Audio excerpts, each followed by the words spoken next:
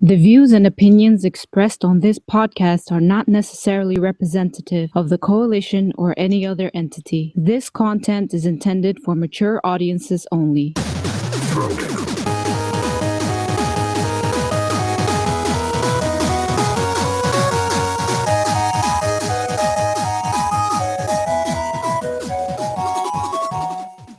What is going on, people? Welcome to Throwdown, episode 133. I'm your host, Tony Polanco, and tonight I'm joined by Emilio Lopez. Sup, people? How you doing? Chris Seeley. Hey, what's up, everyone? Carlos Romero. What up? Adam Vale. Sucker Free Thursday. Joining us right in the nick of time, Mr. Brett Murdoch. What's up, everybody? And we got a very special guest tonight. Once again, joining us on Throwdown, Mr. Phil the Gamer. What's up, Phil? Doing well. How about yourself, guys? Yeah, man, doing great, fucking awesome. Thank you for being on Throwdown again. It was kind of funny what happened. I was supposed to be on your show last week, but we both forgot. Yeah, no, I forgot I had work, and then I was like, oh, fuck, I have a podcast today. And I was walking home, and I'm like, oh, that's fun. So I decided to message you, and I was like, yeah, I forgot. Hey, I forgot too, man. So you're like, can I just be on Throwdown? I'm like, yeah, man, get the fuck on. It's going to be a good show, Yeah. So yeah, what have you been up to lately, man? Just refresh people and shit. I've just been playing games. I know it's a shocker for a lot of people in this community, fanboys. But I've been playing Battlefield today at least, and I've been playing some of the old school Call of Duties. I just bought Finest Hour and Big Red 1 on the original Xbox. Got that hooked up to my TV. I got DMC Devil May Cry on publisher sale. Nice. For like $10, and I actually just bought the Thing video game for the original Xbox. So that was a good one. I remember that. Yeah, so I've been playing a lot. Also shout out to the Punisher game for the original Xbox. That game's dope. That's a dope game. They made Blade for it. That was also pretty good. Mm-hmm. Man, bringing us back to that old shit, man. Yeah, that's the shit I grew up on, man. Like, that Punisher game was essentially the Punisher movie that never was, right? Thomas Jane apparently wrote that game. The guy who played. I like Thomas Jane as the Punisher. I don't like the other guy though. Who was the other guy? Dude. The guy after him. I can't remember. He looked like Warzone was terrible. Warzone was absolute crap. Yeah, man. By the way, this is what I found funny because because earlier today we didn't have like the show notes formalized and stuff. If you people notice, right, we don't have a main topic. We're kind of gonna go old school Throwdown, the Throwdown. But you asked me like, hey, can we talk about Alien Covenant? And then I was like, yeah, it's been a while since you've been here. We don't talk about pop culture on this show anymore. That was a dead giveaway. That has been a long time since it's been on Throwdown. So I'm glad you're here on the updated version. It's the same old Throwdown. We're just focusing on games. I haven't been on since like episode 101. What episode? Damn. Yeah, what episode are we on now? On 133. Oh my God. It's been a while. I haven't even been doing my own podcast. I don't have time anymore. Oh man, that's not good. You're too busy playing them games. Yeah, I know, right? I've been cutting back on YouTube and everything. It's just whatever time I do have, I just want to like chill and play some video games. Like I don't want to have to worry about editing a video. But yeah, by the way, DC 5841, we will discuss Prey later on in the show. He said, have you tried it out? I have the game, but we'll talk about that later. All right, so a couple of things here before we start. So I want to give a shout out to the Life and Times podcast. These guys are crazy. They invited half the Throwdown crew on this shit. Me, Chris, and Carlos. Right? Very interesting podcast. I'll keep it real with you, man. Like I was expecting there to be like a gaming podcast because that's what I usually get invited to. This is just like a fucking podcast. Like they talk about whatever. It was very, very. I was not so prepared for. I'm like, whoa, what the fuck? But it was cool. Those guys are cool dudes, Southern people and stuff, heavy accents, which I found pretty hilarious and stuff. So the video's up on our Throwdown crossover playlist. So go over there and check that out. Give those guys some love and all that. Another thing here that's very exciting, Manny, you going to E3, baby? Yes, I got my my stuff yesterday. and it's all good. My bud over there was like, yo, he's like, he contacted me maybe a week before, and then I got it yesterday. So I was like, all right, let's just get this set up. So I set it all up. I'm ready to go. Funny thing about my E3 badge. So okay, if you guys ever seen a E3 badge before, usually it says funny. Yeah. It usually says your name and then the company that you belong to.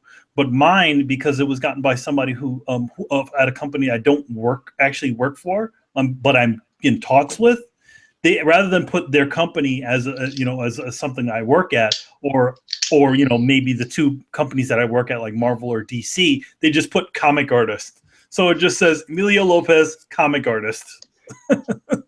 So like if you see Tony's one, it'll probably say Tony Polanco, geek.com. Or if you see let's say if Chris or anybody from the coalition, it'd be like, Chris Seeley, the coalition. But mine just for some reason says comic artist. That's hilarious, man. Yeah. All right, so we're going to give you more details at the end of the show, but what this means is we will be having our daily throwdowns from E3 like we did last year.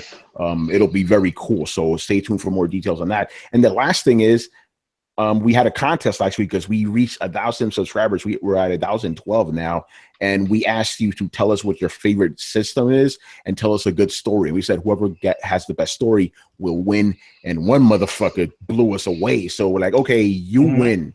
You win. Avatar. So are we gonna say his story here, or are we gonna do that on Throwdown Your question? No. We'll say his story here, but we'll do that. We'll do that at the end of the show. But yeah, very, very interesting. I'm like, damn, this is crazy, but we'll do that. So again, just to reiterate, we don't have a main topic this week. It's not like a lot of stuff happened this week, but nothing like crazy big happened. So we're going back to the Throwdown, where we just talk about a bunch of random shit. Let's get into it, man. Okay, so a study shows that people are more interested in the Switch than they are the PlayStation 4 Pro or the Scorpio. Very interesting. Now, there's actually a couple other things that, like, you could, this story that right here, you could actually interpret a bunch of different ways, but let's go at it from that angle for now. So let me just break down the numbers real quick. So basically, the Nielsen Games 360 report, they took a pool of 2,000 participants, right? 16% of gamers aged 13 and up said they probably buy a Switch. 15% said they buy a PS4 Pro, and 13% they said they buy a Scorpio, right?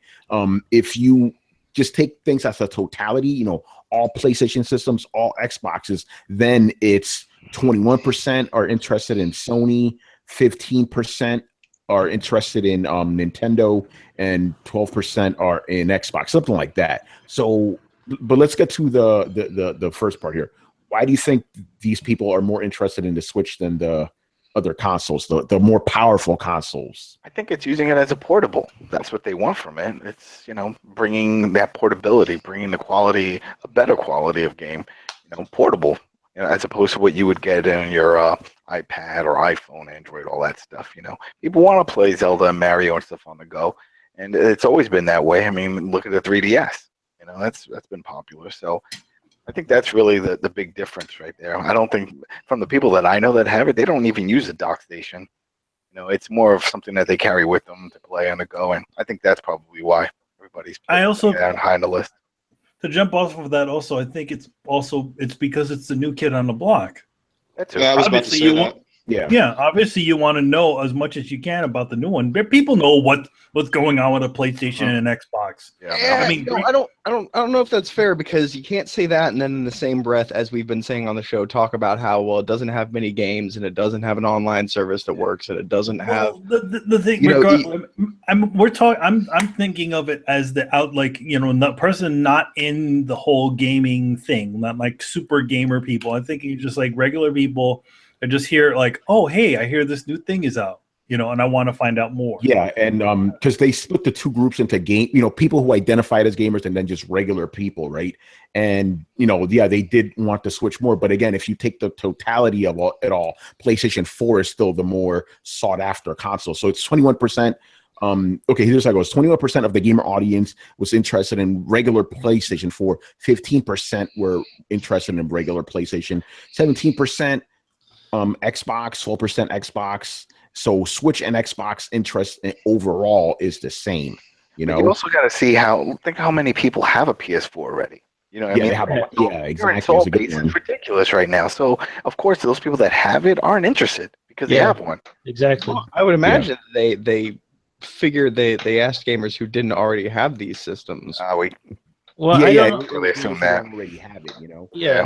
They also even asked them like how many of them like just were aware of them, right? Most of them were aware. My favorite part of this whole poll was 9% of these so-called gamers have never even heard of these systems.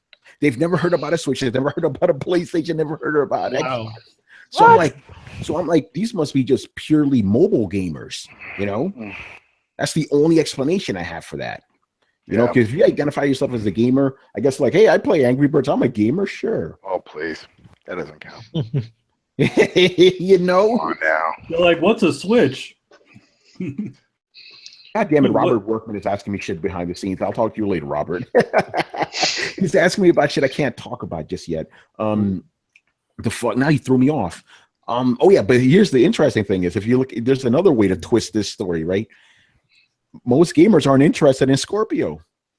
Isn't that something? How can you be interested in something you barely know anything about? Exactly. I like that one. See, You're right. I'm interested in a very just like a very mild sense. Like I'm interested in the idea, but I'm not like I haven't even made my decision yet. I need to know more. So I'm gonna assume that most people are like, yeah, I don't know what. Like I'm not interested until I see more. So yeah. To be honest, it's a little hush hush about what the whole thing is, but it really shouldn't be all hush hush. You know what I mean? Yeah. I mean, we're a few weeks away.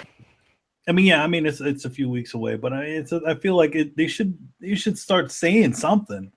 Okay, I mean, we already know the specs of it, but I mean, it's like I would like to see it in practice, but something more interesting than what Mark Cerny and Sony put on for their Pro box. Yeah, While we're taking this all with a huge grain of salt, can I point out 26% of self-professed gamers said that their platform of preference was a mobile device. Well, So you can everybody, the immediately phone.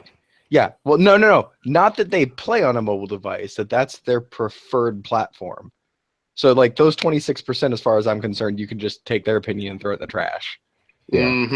Yeah, we're exclusively just talking about this pool of gamers or whatever, but No, that's what I'm saying. This pool of gamers, yeah. out of the group that identified as gamers, 26% of them preferred a mobile device as their favorite platform. Yeah, and I guess and a certain percentage of those are the ones I've never even heard about these consoles. So yeah. Like, take that as you will. By the way, but it's still interesting stuff. Like the general audiences, right? General audiences, only 11% have even heard about the Scorpio. Man. So proves my point again that the Scorpio and the PlayStation 4 Pro are not for the mainstream audiences. They're for the super hardcore. So don't expect the Scorpio to close the fucking gap anytime soon. But yeah, that 26% of mobile gamers again across. Go ahead. we're talking over each other. Sorry. Again, we're people are saying that a console and not games are going to close the gap. That is the stupidest thing ever. I'm sorry, guys. Yeah, we're going to talk about games in a bit. Go ahead, Brett.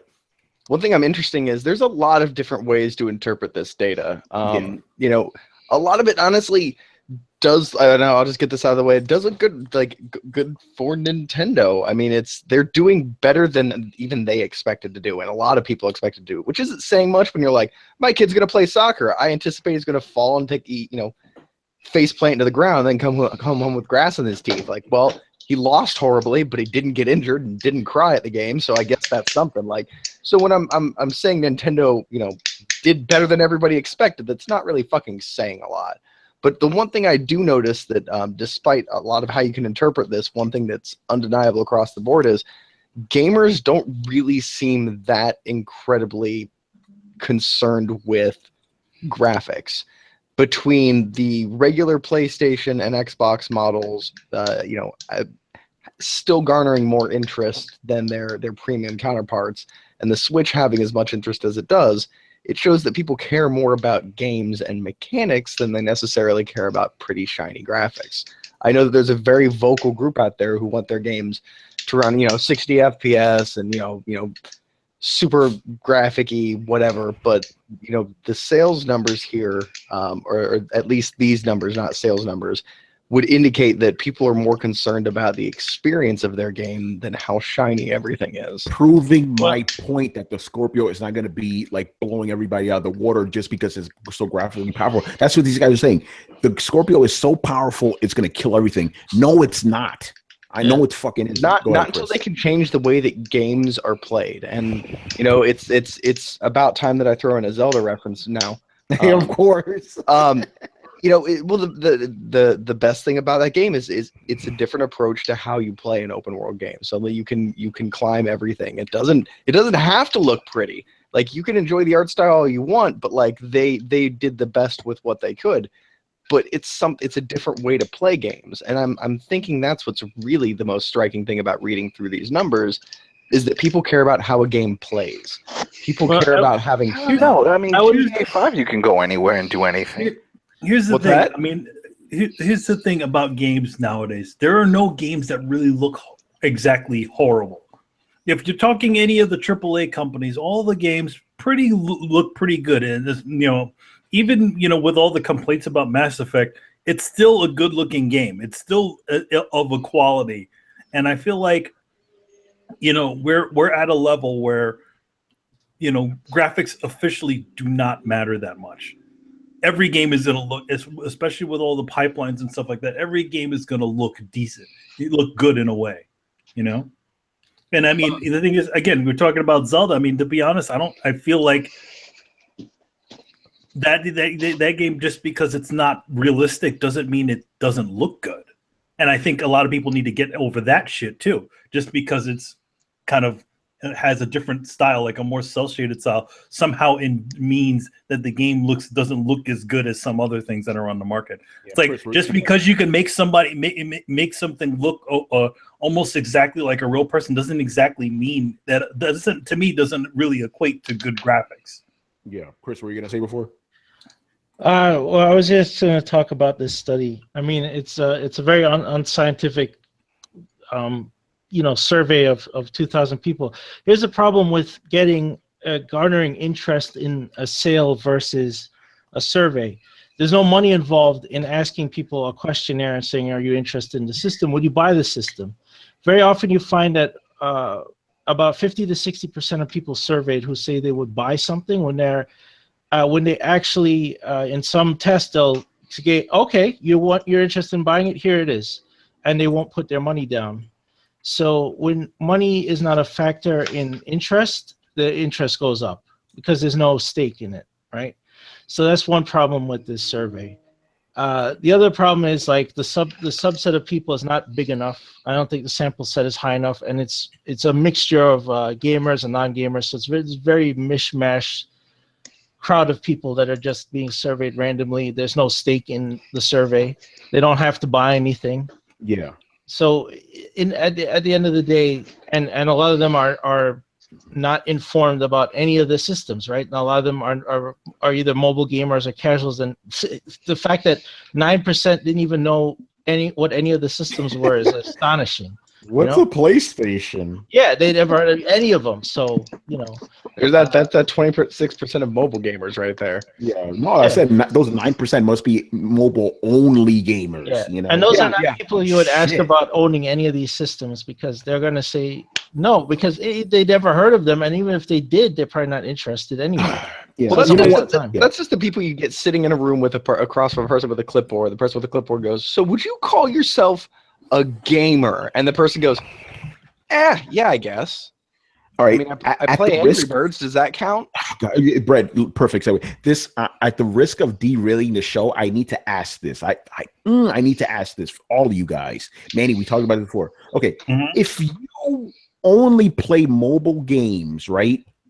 Only mobile games.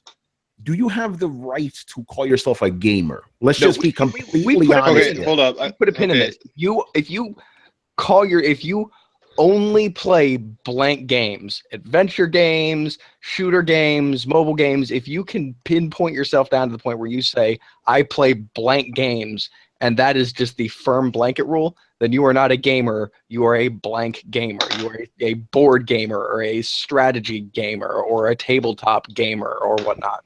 But doesn't that mean you're still a gamer, since the gamer is still at the end of that? Yeah, I would say honestly, if you're the type of person, it doesn't even have to be mobile games. If you only play, like Brett was saying, if you only play one type of game, I mean, you're just that kind of gamer. And I honestly wouldn't consider someone who plays just first-person shooters or just RTS games really a gamer. Yeah, if you only play Madden, then because I've got all my friends know play guys Call like of that. Duty every year. That's what I'm saying. I wouldn't call them gamers. That's what I'm saying. I know guys that they consider themselves gamers, but all they play is either Call of Duty or Madden. So I'm like, dude, I would say some competitive like MLG people are not fucking gamers. Like if all you play is StarCraft, I don't consider you a gamer. I consider you a StarCraft player. I don't know. It's tricky because on the one hand, I don't want to be like a gatekeeper, but on the other hand, if I'm being honest with myself, I'm like, I'm sorry, you're not a gamer. No, I mean, I think a better thing to say was, would you say that you're a music lover if you only loved blues but hated everything else? Yeah. That's a great point because, like, it just means that you like the blues, though. Yeah, exactly. Like, I'm a big metalhead. I don't consider myself a music lover because I don't like all types of music. I like a very specific type of music, so I wouldn't consider myself a music lover. That's crazy. You wouldn't consider yourself a musicer? No, of course, music or a movie, or you know what I'm saying. Like, no, I like specific types of movies. I don't like every movie, so I wouldn't call myself a movie-er, as Carl Lewis would say. You're not a cinephile. No, hell no. I like specific movies, man movies. But yeah. So, Brett, by that criteria, I could not consider these people real gamers. So yeah. I wouldn't. No, I'm sorry. If you're playing, if all you play is Angry Birds all day, I'm sorry, man. Yeah, if someone like, so you're telling me my mom is a fucking gamer? She plays more Angry Birds than I play any game, so she's a gamer now, right? Come on, man. Yeah, if someone walked up to me and said, "Hey, I play a lot of phone games. I'm a gamer." I'm like, "Okay, yeah, sure, buddy. You can say whatever the frig you want, but I don't personally think that someone in particular is a gamer if that's all they play." Yeah.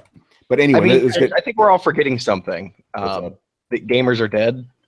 Oh yeah, and consoles are dead totally. I forgot about that. Yeah, and consoles are dead too. They're dying.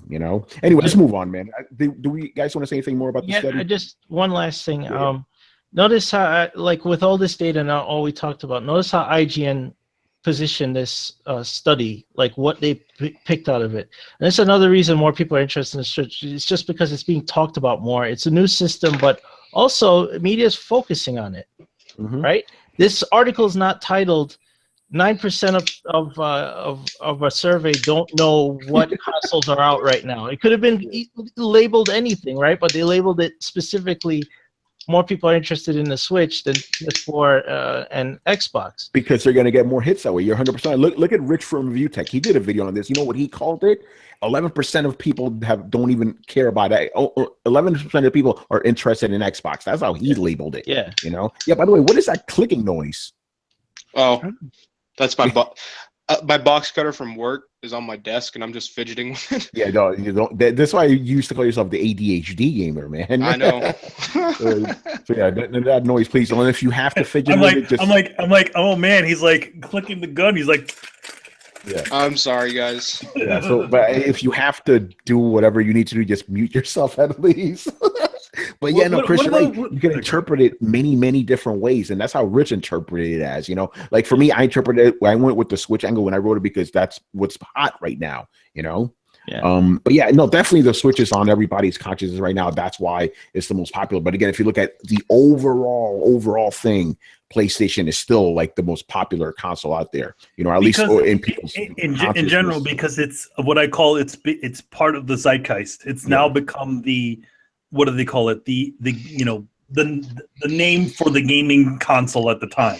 So it's like, you remember how like Xbox 360, whatever, you said, oh yeah, gaming, and then they show Xbox 360s because it was the most popular, and most purchased console. So obviously now, because it's, because the thing is switched, obviously it's now the PlayStation, and because it's the most well-known of them, the one that you hear about the most, obviously there's going to be some interest because you can't really escape, knowing about it. except for these 9% of people. Yes, fucking idiots. All right, let's move on. But before we do that, my man Valagus, dude, I appreciate the question. Save that for the Sunday show. We don't answer questions on this one, bro. All right. Next topic here. This is something I threw over to Chris and Carlos and Brian too, but he can't make it tonight. He's watching Alien. So I believe it was who was it? GameSpot? Yeah, GameSpot. They basically built a PC that was spec'd out like a Project Scorpio approximation and all that, right? And they try to see if they could get games to run 4K 60 frames a second. Chris and Carlos are going to get more into the nitty gritty of it, but they concluded that, yeah, it could run games at 4K, but the shit can't really run them at 60 frames a second at the same time. So, yeah, what did you guys find out about this shit? Yeah, essentially, like, there's not going to be an equivalent to the Scorpio because there's some parts in particular of the CPU that's really specific to how it's processed or compiled. But yeah, they did something that's kind of the same. They got a 580 RX 580 that's like 6.1 teraflops. So it's near around the 6 teraflops that the Scorpio is said to be. And they played they did benchmarks of all these games. They did a Forza Horizon 3 that ran at 35 frames per second on ultra settings, which for a racing game, I don't know if 35 frames per second is what you really want your target to be. But the interesting thing is it runs at 60 frames per second on native 4K, but you have to put that shit on low. So we've been hearkening back into this every time we talk about the Scorpio. The whole thing about no compromises. Yes. Like this is a compromise. Forza Horizon 3 is an old game that's running on a new system. And it might get a little bit of tweaking, but yeah. So like Gears of War 4, for example, that ran 27 frames per second on Ultra. So you want to put that on low, it's going to run at 53 frames per second. So it's not hitting that 60 frames per second that magic number that everyone's been trying to say that it's going to hit at 4K. But the thing is that, I mean, even like, I don't even think that those games would be running in ultra settings anyway. They'd have to do it like medium high or something like that, because I saw that video and it's just like there's no way that they're going to be able to do this for certain games 4K 60.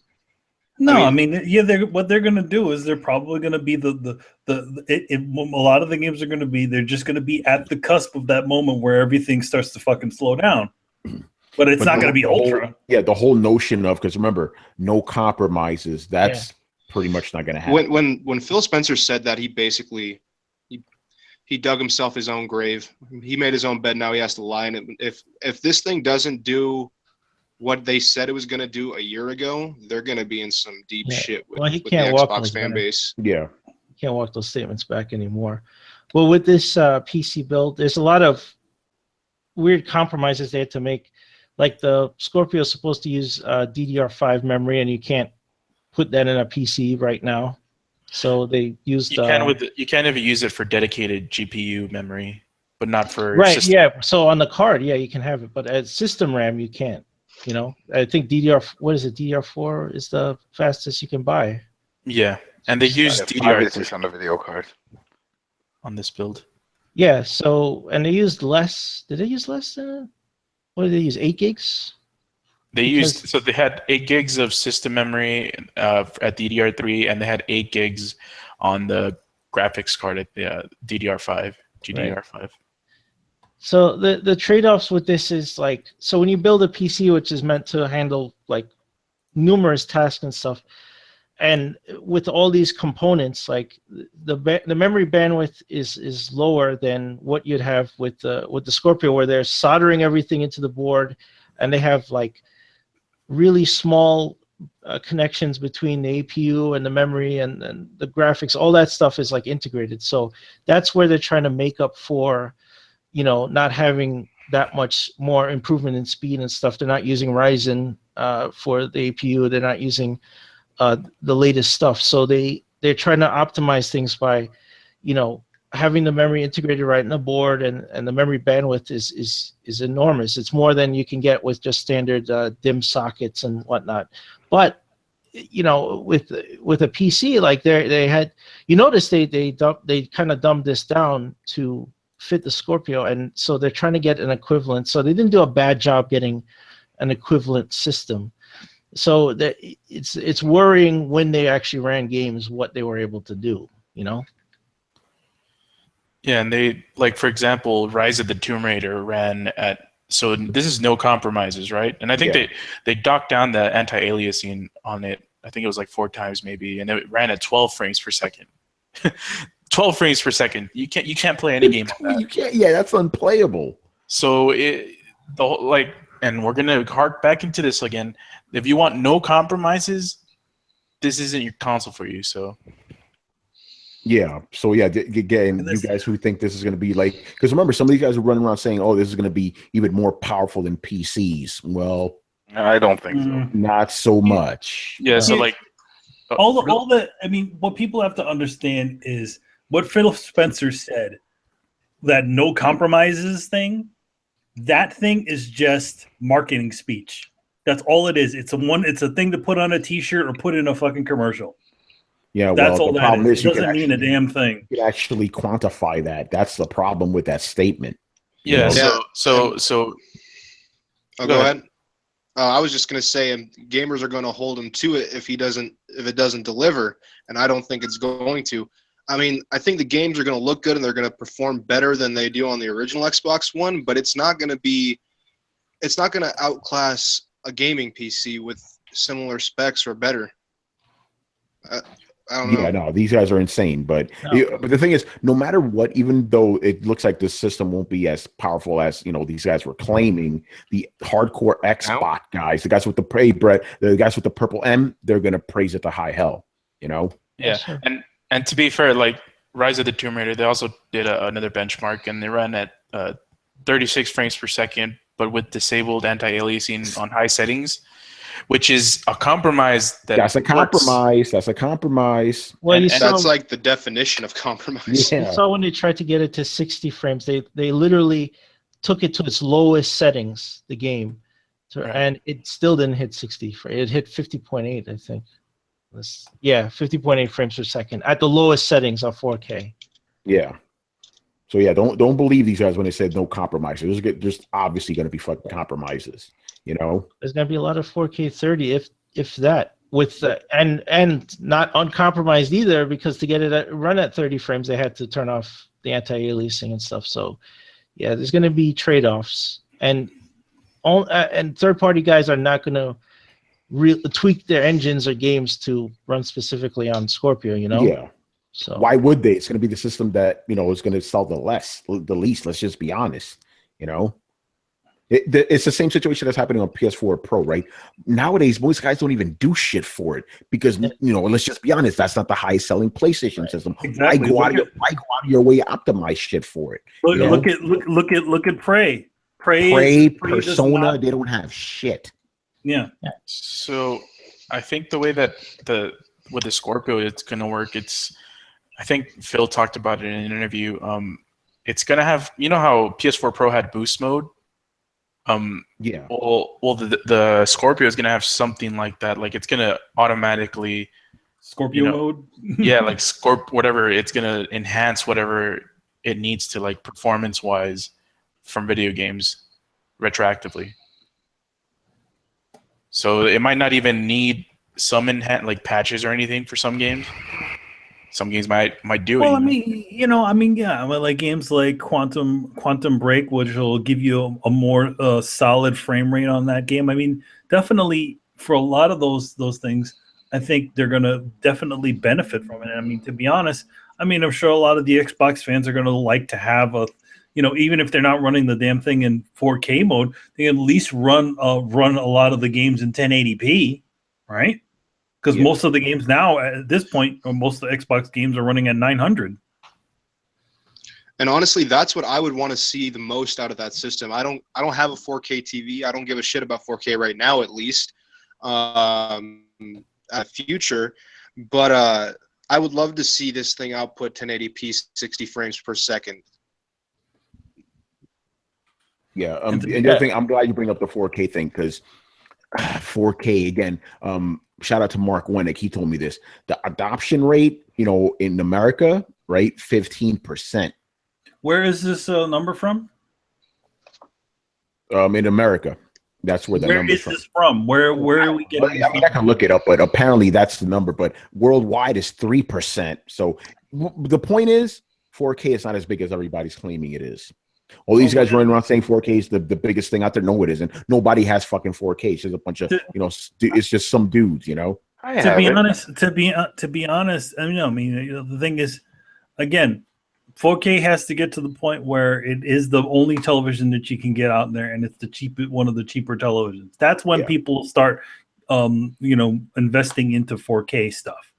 But at this point in time, network TV is not even in fucking 4K. No, it's not. The only things that you can get in 4K is maybe Netflix, which is also questionable because it doesn't always run that high, just like how it didn't run that high when they were doing everything in 1080, and also games that do upscaling. Yeah, and the DVDs. On Blu-rays. So if you're just doing it for some Blu-rays, Netflix, and a gaming console and two gaming consoles that are just upscaling stuff. Yeah. Oh, okay. By the way, this is Andres. This is why I love Google.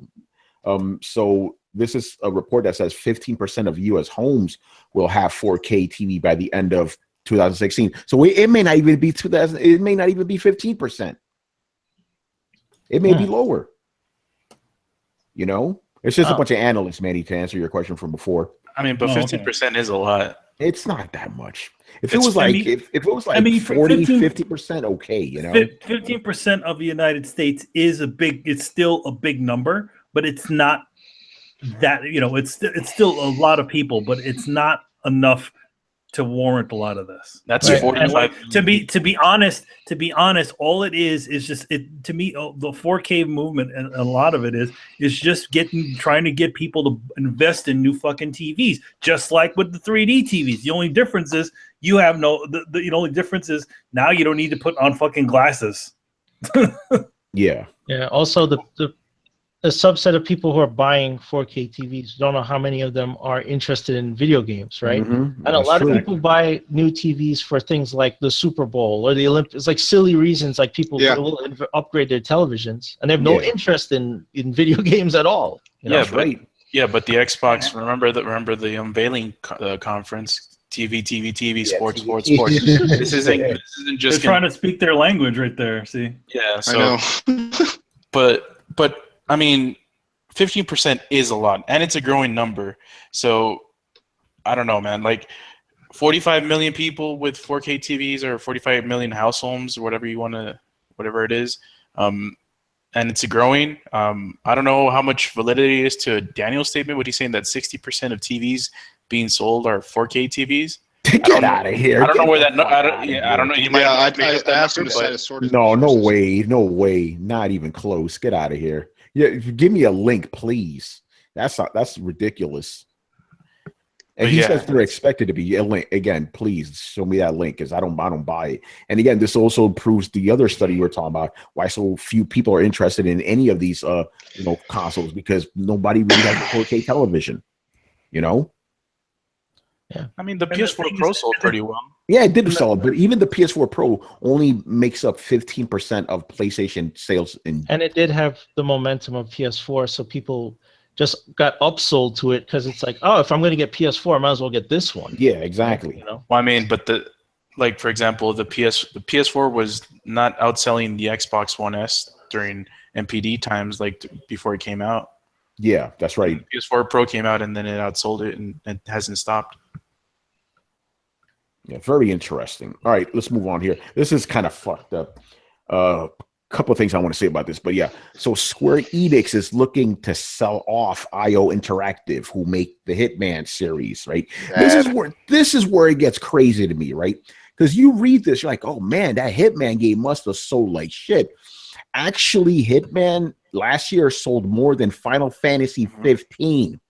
Yeah, it was a hit. That was Square Enix's biggest franchise last year, but they're selling the company off. I was telling Manny about this, and he had a very interesting theory about this. What do you think it is, man? What do you think is going on here? I don't know. I think it's the tinfoil hat theory is Japanese hubris.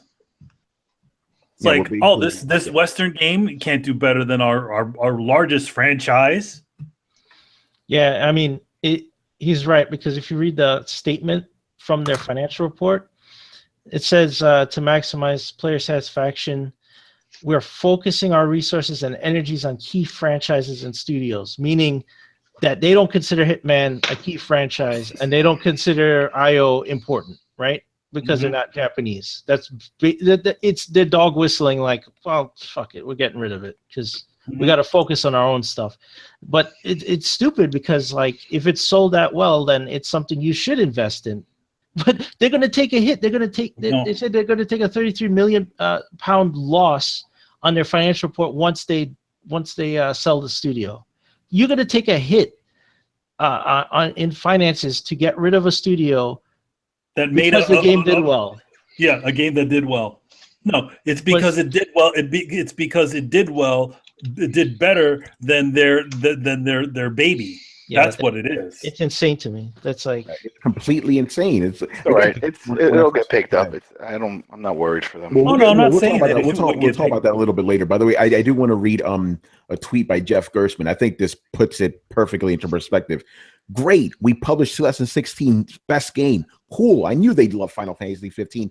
No, I'm talking about Hitman. Sell those insolent dogs ASAP. Yeah. It's insane. Again, Hitman was a bigger hit than Final Fantasy, but you don't see Final Fantasy being cut. Yeah, they can't have that. They have to have Final Fantasy. That was supposed to be the gem in their crown, not Hitman, right? Yeah. So, and this is kind of petty. I mean, it's petty to the end. It is petty. It's petty as shit. Okay, how you're basically getting mad that you're making money? That's how I'm interpreting this shit, you know? They're mad that their key franchise, Final Fantasy, did not beat Hitman. The Hitman beat it. That would be like Fox selling off Deadpool because it's the best selling. It's the highest grossing X-Men movie. Yeah, exactly. So I'm not too sure. I'm looking at VG charts. So for a grain of salt, I'm looking at Hitman, and it says it's Hitman 2016. Yeah, is year 2017. It says only for the PS4 only 0.36. So that's 306. Are you taking all 5 episodes into account, by the way? Oh shit! It was episodic. Episodic, yeah, it was episodic. And I'm pretty sure it being episodic helped it sell more too. Because the only thing that hurt it was the fact they didn't have a platinum. A lot of people got pissed at that. Yeah, because they were like, "Yo, I want to put time in this, but they ain't give me that plat." So this by is the way, I have Hitman. It's an excellent game. It really is. This is all that shows up for Hitman for 2016, and it's like 0.36 million for PS4 and 0.14 million for Xbox One. Yeah, I guess we can't really take that, because again, are they all combined? That's what I want to know. But I mean, Final Fantasy 15 for PS4 sold 4.58 million alone. Shit. By the way, I find that interesting too, right? Because Square Enix considered that a hit, right? It was sold almost 5 million. Yet when Tomb Raider first came out and that sold almost 5 million, like, oh, it's a failure. What the fuck is wrong with you guys? You see how the ball rolls there. I see it, yeah. So maybe your tinfoil hat theory isn't that tinfoil. Listen, when I read the. Oh, go ahead. Go ahead, Manny. No, you finish up, and then Phil. Manny, go first. No, go ahead, Phil. All right. I'm sorry, man. I was just gonna say when I read their PR statement, I kind of got like a Konami vibe, I guess. Not in the fact that they're these assholes, but they're only focusing on like franchises that they know are gonna make the money. Like I googled what games Konami has published this year, and it was only Bomberman, and then what was it, Metal Gear Survive. So I'm like. Maybe they're going the way of Konami, where they only they're trying to exit the industry, and if they're gonna make anything, it's just gonna be something that they know is gonna make them money. But if it's selling more, if it sold more or made more money than Final Fantasy 15, then that's weird. Then I don't understand. So Yeah, I don't know. It's just weird. So apparently, Square Enix said if they can't sell the studio off to somebody else, right, they're gonna kill the Hitman franchise. It's over. They're shutting it down. Yeah. Microsoft. So that let's get to because Adam, I know you want to talk about that. Oh, yeah. Who should buy this shit? Because I say either Sony and Microsoft buy the shit. Don't sell it to fucking EA. Whatever you do, don't sell it to EA. We're gonna get to the reason why, but yeah. I would actually like it if it went to Microsoft. To be honest, Microsoft has to. Microsoft needs it.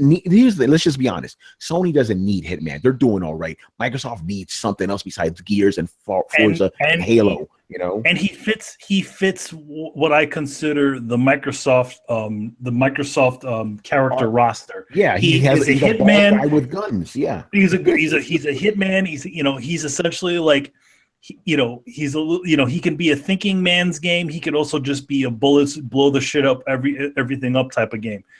He would definitely fit in with what I call the Xbox roster of characters that are there. I agree. Yeah, I can see him totally standing there with fucking Marcus Phoenix and Master Chief. Yeah, he's gonna learn to do the Gears of War run. Yeah, but it's not even Hitman. It's the studio itself. That is a badass studio, and that's what they need. They need quality. They need studios that can create content. So even if it's not another Hitman game, just take that engine and throw it on one of the other characters in Gears or something. You know what I mean? You could make something completely different. The Adventures of Dom. Yeah, and put it in episodic. I'm telling you, people would eat that shit up. So I also feel like the reason why they made that game episodic is because maybe Square Enix didn't want to invest in a full Hitman game. Yeah. That was a mistake, though. Like I think that drove a lot of people away, myself included. It worked. I think it worked. I like episodic games. You go in, you go out. That's it. You don't have to. Well, it's like you have something to look forward to next month. It's kind of set up like the comic. The way, at least that way, it's kind of set up like the way the comic industry works, where essentially it's the issues that pay for all the artists and all that stuff, right? So that's paying all the budget for the next. At least for that one, is just paying the budget for the next issue, for the next, the next chapter. Yeah. And it worked out for them because it allowed them to continue to develop the game. Because if you remember early on, they said, yeah, we're going to make it episodic. So that meant if it didn't do well, it didn't pay off for the next one, then we would have seen that game end at episode 1 or 2. Oh, yeah. You know what I mean? That's good. Yeah, because each one, did well enough that it kept making more. Yeah. It's not them making a full-on investment. Yeah. So I have a feeling that the budget was literally fucking cut on Hitman. And they just said, all right, listen, we want to do this Hitman game. We've got a lot of development. We did a lot of the stuff on this. Can we at least put out one chapter? And if this one does better, can we, put out a next one? And then so on and so forth. That seems like a bad idea. Well, I will take a look at their financial report before Sunday. So if somebody wants to ask a question about it, because I have to see, I don't know the full context of their reports. I don't understand where this is coming from. It seems insane to me. Yeah, yeah. Please look it up, man, because we need to get to the bottom of this shit. So yeah, but again, I would love it if Microsoft bought it. They need something like Hitman. They need. And I think he'd be a fine fit. A fine fit with the way just the Xbox characters. Just like I also see a character like Sam Fisher also being a character that he was at one point. He was. He was their answer to the whole Metal Gear. That's right. All right. Let's move on here to the other one. We talked about EA before. Real quick before we move on, I want to point out that it's a lot of talented people, not just the studio. Like we may see. And this wouldn't necessarily be a bad thing. Like, if the studio gets disbanded, they'll lose the IP or the rights to Hitman. But a lot of times, these groups of people, like, they move and they start a new company under another name, and they start developing for EA or Sony or Microsoft or something like that. So, like, what we're really talking about is the future of the intellectual properties, not so much the group of people, because if they are a great studio, and they are, a lot of times you see them just live on under another name and still produce great games. Yeah. By the way, Brett, real quick, I know you're not really into stealth games, but I think you would like the new Hitman because it's so open ended. You could do missions like in so many. I don't play episodic games. Yeah. Well, I mean, you don't seem to understand. It's not episodic in like a story sense. You know, there is. Yeah, I know. I don't play games in which they don't give me the whole game. But Brett, well, I mean, now you can buy the whole game. Now I can. Now I can. Yeah. Yeah. So, but I'm just saying because I know you like open-ended type of games, and that one is very sandboxy in that respect. I mean, the thing is that I think in general, there's nothing's really changed about the Hitman series except for the graphics and a lot of the things that you can do. But they've always been very, sandboxy. They just give you the thing. Okay, kill this guy. Okay, how do I do that? Well, you can drop a chandelier on him. You can blow him up. You can poison him. You can do all kinds of things. Yeah, now there's multiple ways. Yeah. Yeah, it's pretty crazy. But they always had that. All right, so let's move on here. Okay, this shouldn't come as a surprise. EA is putting the Mass Effect franchise on hiatus, and the studio behind it, BioWare Montreal, they're being dispersed all throughout EA's other studios, kind of effectively killing that studio without killing it.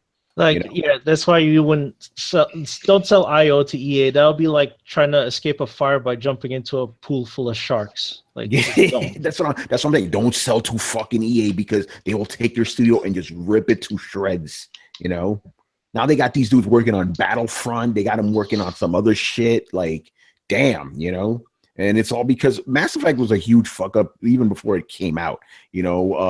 Development was psycho, was all fucked up. That racist ass director, the virtue signaling, all this shit just amounted to a bunch of craziness. We can even go further back. I mean, think of all the people that are jaded after the ending of 3. Yeah, that's right. It started with that. It really started with that. People were pissed off, so they weren't as receptive to this game as they could have been. And then obviously when it was just regular people got their hands on the game like a week beforehand, and they started posting like all those crazy memes. It's like, ooh, not so good. And then the writing was bad. The facial anime, there was just a bunch of shit. It just compounded everything, And unfortunately, you know how EA does it, man. Games don't sell well. You just take your studio apart, and that they hollow it out, Honestly, BioWare Montreal, all they really did was Andromeda, right? Yeah, but I can't. Don't quote me on that, but that's their latest game. They did a lot of the DLC for Mass Effect. Yeah, they did all the DLC for the other Mass Effect games. That's right. Edmonton, they're the ones that did the main Mass Effect games, but they pretty much had the B team to do this one.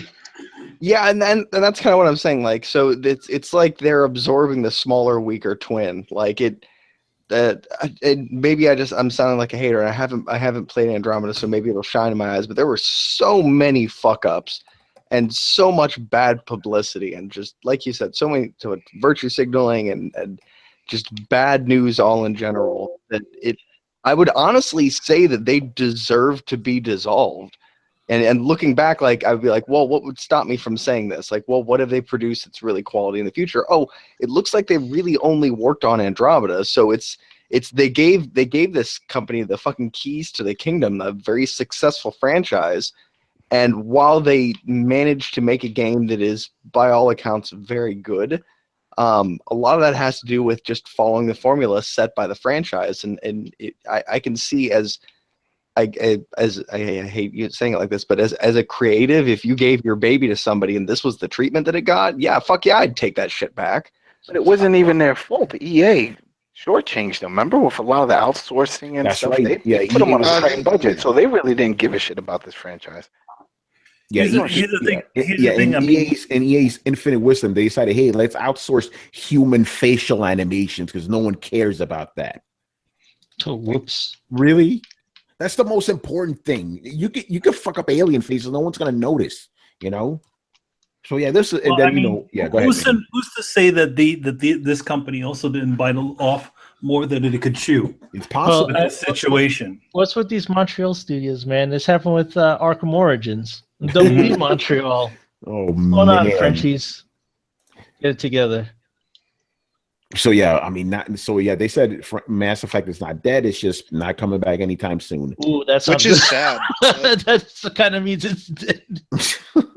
I mean, these guys say it, man. Shit.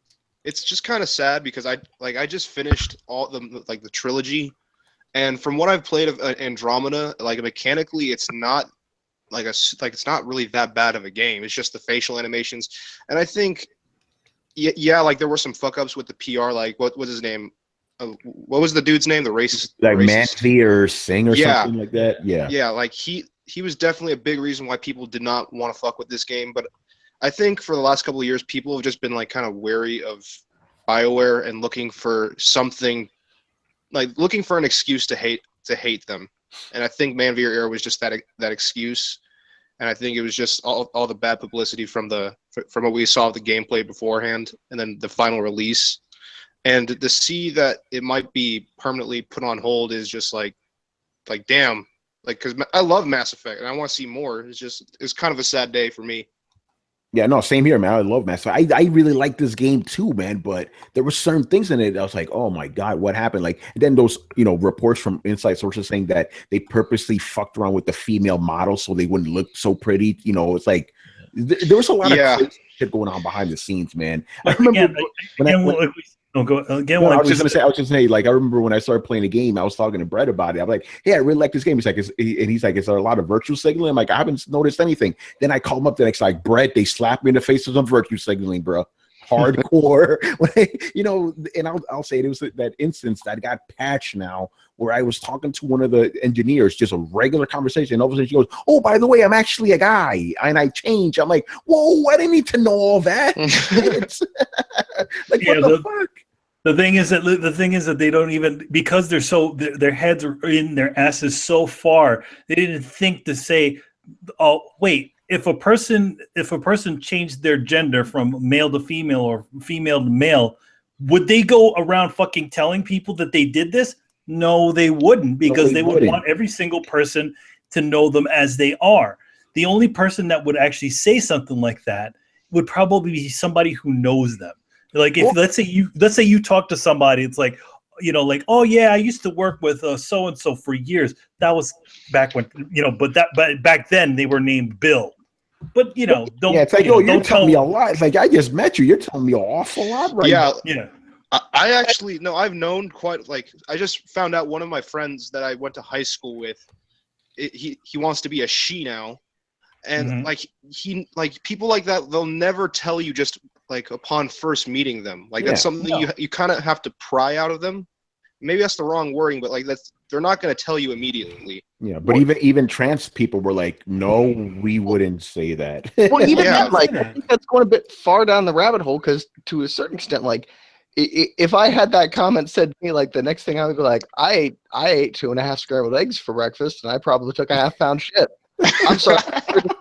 Random shit that doesn't matter to anybody. The guy jerked off last night too. It's like, okay, since we're telling each other random crazy. Did we need to know? Like, I wish you would have been like, there would have been like, I mean, obviously they wouldn't do this because then they would, criticize this. Be like, yeah, that's a lot of information, Sarah. I mean, I really didn't need to know that you were once a dude. Yeah, it's like, okay, that's nice. I killed that giant robot worm for you, by the way. That's the reason I came here. You asked me to kill this thing, I killed it. But thank you for telling me that, I guess. I appreciate that, but where's the relevance? Yeah, like, anyway, worm dead, safe planet, go. Does the fact that you're a woman now affect anything that we need to do at this point in time?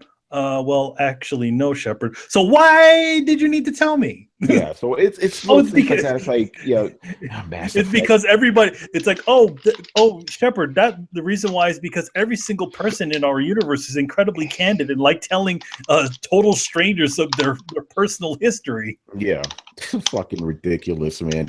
But yeah, there you go, Mass Effect. Don't hold your breath for it, man. Ain't coming back. By the way, and I said this to Manny too, okay, because BioWare has a new major IP. Edmonton's working on it, right?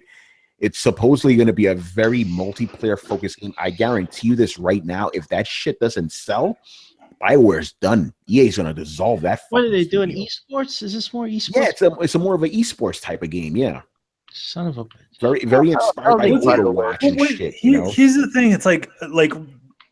When in BioWare's history have they ever done like a gameplay-oriented game? Manny, I got a question for you, man. Do you think this was actually BioWare's idea? No, it Yeah. wasn't their idea. It was just fucking EA Yeah. saying, oh shit, this thing is doing well. We need to make one of these. We need to make our own version of Overwatch. Overwatch, yeah. BioWare has always been known as the story driven company. You know, they make grand stories, and you're gonna make a multiplayer Overwatch type of game. Okay, that's the thing I don't understand. weird.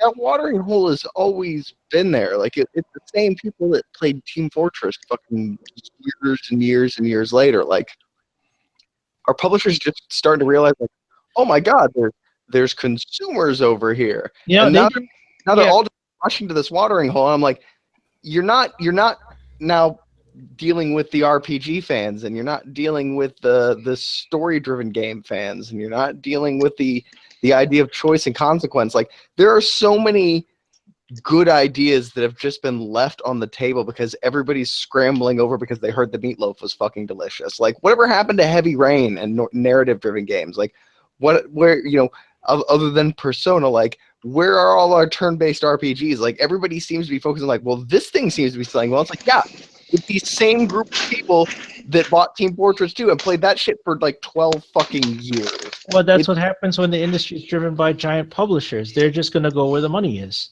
Like, But the money's always been there. That's the thing. No, it was not for them because they didn't notice it until Blizzard stepped in it. Until Blizzard stepped in there and they started being successful, then everybody looked and went, "Oh shit, they did it. Let's get on this right away." Like, and so they're going to abandon their old money in an effort to make new money. Like it never makes sense to me. Like so BioWare, you are a company known for narrative-driven RPG games with choice mattering.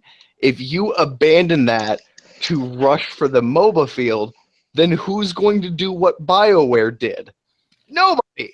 And so, like, what about all those people that are like, hey, I'd really love to pay $60 for a story-driven game in which my choices affect the overall outcome of the game? Nobody wants to take this money, and so now you have this new watering hole, or not a new watering hole, but the same watering hole that's been abandoned. A whole group of people with money in their pockets that publishers don't notice because they're chasing the flavor of the week. Yeah, and look, Mass Effect ended up in the same garbage can that Dead Space went into when they decided to put that on a hiatus, right? And what did they have Visceral do? They had them go make Star Wars games, right? They had them go work on that. I mean, and they made Battlefield Hardline. Why would you give the guys who made Dead Space, okay, you're going to make the next Battlefield game. We got DICE working on Battlefront, so you need to make a Battlefield game. Like, this is EA's now playbook, right? They're just going where the money is. They're like, hey, you know how to program, right? Yeah, we do. Yeah, and now why don't you make a game that shoots shit? And now they got part of the Montreal team doing the Star Wars game. You know. Well, yeah, because the one thing about Star Wars is it prints money even if they don't spend any money on making them. Yeah. It's like going to the world's best snow cone stand and being like, tell you what, I want to hire you as a sushi. Like, what? You do realize they're not the same. Oh, Brett, you're cutting out, man. I'm sorry. Is that any better? A little bit. Say that joke again, because I think you were trying to say something. I forget exactly what I said. It's like going to the world's best snow cone stand and being like, I want to hire you as a steak chef. They're like, but a snow cone is nothing like a steak. They're like, but you serve food, and look how many people are buying your snow cones, and you're like, okay, sure. And then that person moves over, and the world's greatest snow cone stand shuts down. Everybody's just left with fucking snow ice. Well, this is why I fucking hate business people. Yeah, and then they're like, well, he's working at this steak place, and you go over and you're like, this guy can't make fucking steak. Well, yeah, no wonder. Like, the idea of mixing flavors and grilling meat, two completely different fucking things. Yeah. Like, the idea of a good shooter and a good RPG, not necessarily always the same fucking thing. I'll just say this. You need people in charge of these decisions who actually are interested in games and know what the fuck, at least the basics of what is involved. And they don't know jack. They don't even understand what's good and what's bad. Or, oh, you code, it's just like Manny said, you code, it's whatever. Yeah, then you said the snow cone, the steak, they don't care. As long you can make video games, they by their logic, you can make anything. You can make a pinball game, or you can make a FIFA, or you can, even though they're totally different things, right? Doesn't matter. This reminds me, my one of my coworkers was on the phone yelling at I forget who it was the other day, but yeah, finally I heard him be like, "God damn it! put a creative on the phone. Just somebody go find an artist and put them on the phone. Because he was trying to talk about design things for like a T-shirt or something like that, and of course we're talking with a customer service man. Manny knows exactly what I'm talking about. You're trying to be like, no, you need to balance the color, the talking about bleed edges and shit like that, and they're like, yeah, I mean, I could just stretch the picture, and you're like, no, you can't. No. And they're like, yeah, I mean, it'll be fine. We just move it over the bleed edge. You're like, God damn it, let me talk to somebody who's capable of making artistic decisions. Jesus Christ, please. Like I've seen that, and I've been caught in that enough to know that, yeah, it's honestly a real thing. It's unfortunate how the people who hold the power in these places don't know their ass from a hole in the ground. Like, no, somebody who's in charge of BioWare right now has no idea about the you could be like, yeah, this game is basically taking you through the hero's classic journey, and they're like, what's that? You're like, the classic struggle that has underlied pretty much every thematic experience for the last 2,000 years, and they'll be like, yeah, I know what you're talking about, but does he really need to die and kind of come back more powerful? And you're like, yes, that is part, like, oh my god, it sets out an adventure, meets struggle and resistance. They have to get defeated at first, then they meet a mentor and a spiritual guide, then they go through some form of rebirth, and they beat the context or the conflict, and they come back changed. And they're like, can we just cut out that middle bit? And you're like, no, you can't. Can we stretch the other part? It's ridiculous. By the way, a little bit, actually completely off topic, because I'm watching Twitter over here. Hip Hop Gamer, he's at it again. He's mad at people who don't like NBA playgrounds. Yeah, I saw that thing Carlos said. So you mean the NBA Jam looking game? Yeah. Like he's saying because I don't think I guess the game's not getting good reviews, and he's like, "Yo, this game is fire." What's up? No. Well, I'm playing it right now. No, it's not fire. No, it is not fire. It's not. It deserves to be thrown in the fire. No. You know what it is? It's like a mix. It's like a little bit of NBA Jam and a wannabe street at a budget price. Remember, this thing was only $20. There's only so much I can do with it, okay? Yeah. So it's not there. It'll satisfy that weird niche of wanting to play that 2-on-2 type jam, but it's not of the quality. No, it feels very, very thin, and it's actually kind of boring and repetitive. Yeah, so, but it's probably funny that this guy's championing this game. And then my man Jeffrey, he goes in there, he's like, the game has several flaws, but it's a lot of fun. He likes it. So Hip Hop responds with, what flaws? Oh my god. There's a bunch, man. There's a bunch. What is this game called? NBA Playgrounds. Or NBA Playground. It's like it's like a budget man's NBA Jam. It's all right. So when you start off the game, you have nobody, right? You get packs. Just like how you would do that in FIFA, Foot, Ultimate Team, and stuff. But you don't have to. There's no microtransactions or anything. But in order to unlock them, you have to beat tournament matches, and complete challenges, and then you get packs. Then you unlock those packs. You open them up, and then hopefully you can get some good players, pro team players. And then that's it. That's pretty much it. You have the tournament, you have online and exhibition. So there's not much to it. It's not like Street where you have a whole story mode and a character and all this stuff. It's very basic. So yeah, if you're into just a basic wannabe NBA Jam type, yeah, go with it. But what I recommend this is like, wow, this is a great basketball fun pickup game, like the way the EA big studios were before they shut those shits down. That's another one that fucking EA screwed up. Remember? They got rid of all the bigs, and that was awesome. Man, I'm looking at this game and it looks like someone has. Oh, sorry again. So it looks like it has like the big head mode cheat enabled or something like that. Yeah, the heads are a little big. It's like slightly like bobbleheads. Yeah. Anyway, let's move on, man. This is an interesting one, and this is going to lead me to talk about Prey, because I got some things to say about it. So, Kotaku, they called out Bethesda for their review policy. Basically, for you guys who don't know, Bethesda's new review policy is everybody gets their games a day before, the embargo or some shit like that. No, a day before launch, right? So the game launched on Friday. Everybody, including myself, got the code on Tuesday, right? So in the Kotaku article, they're saying that because of that, because this game is meant to be a slow type of game, you got to take your time with it. A lot of reviewers rushed through the game to try to get that review out fast, and they didn't play the game the way it was meant to be, and that kind of leads to kind of low quality reviews, right? I don't disagree with that necessarily, but I just find it funny that is Kotaku saying that since they've been blacklisted by Bethesda. Yeah, I was about to say that. You know, so I think this could be interpreted as them throwing a little bit of shade at Bethesda. But Prey, man. I'll talk about Prey later. What do you guys think about what Kotaku said about this review policy? Do you agree with Bethesda's review policy? We've talked about this before, but let's just talk about it again. I'm personally, I don't know. I mean, I'll get to my opinions. I've heard this same argument when it comes to books.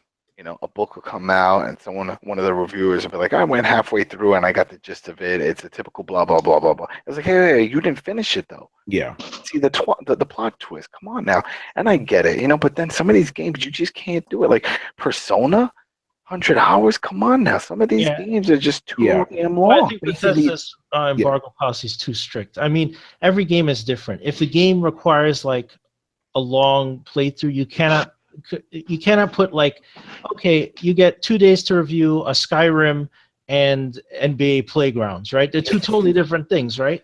So they need to really change that policy. So these bigger games or longer games, they should give it like 2 weeks, or a week and a half or something. Yeah, I agree. Now, see, with a game like Doom, another Bethesda game, that's fine. You could crank that out in a couple of days. But this shit, no, you needed time. So I agree with him on that, but I don't agree with these whiny, self-entitled reviewers saying, "Oh, I deserve it." You know what? I think the industry should just not review any of their fucking games.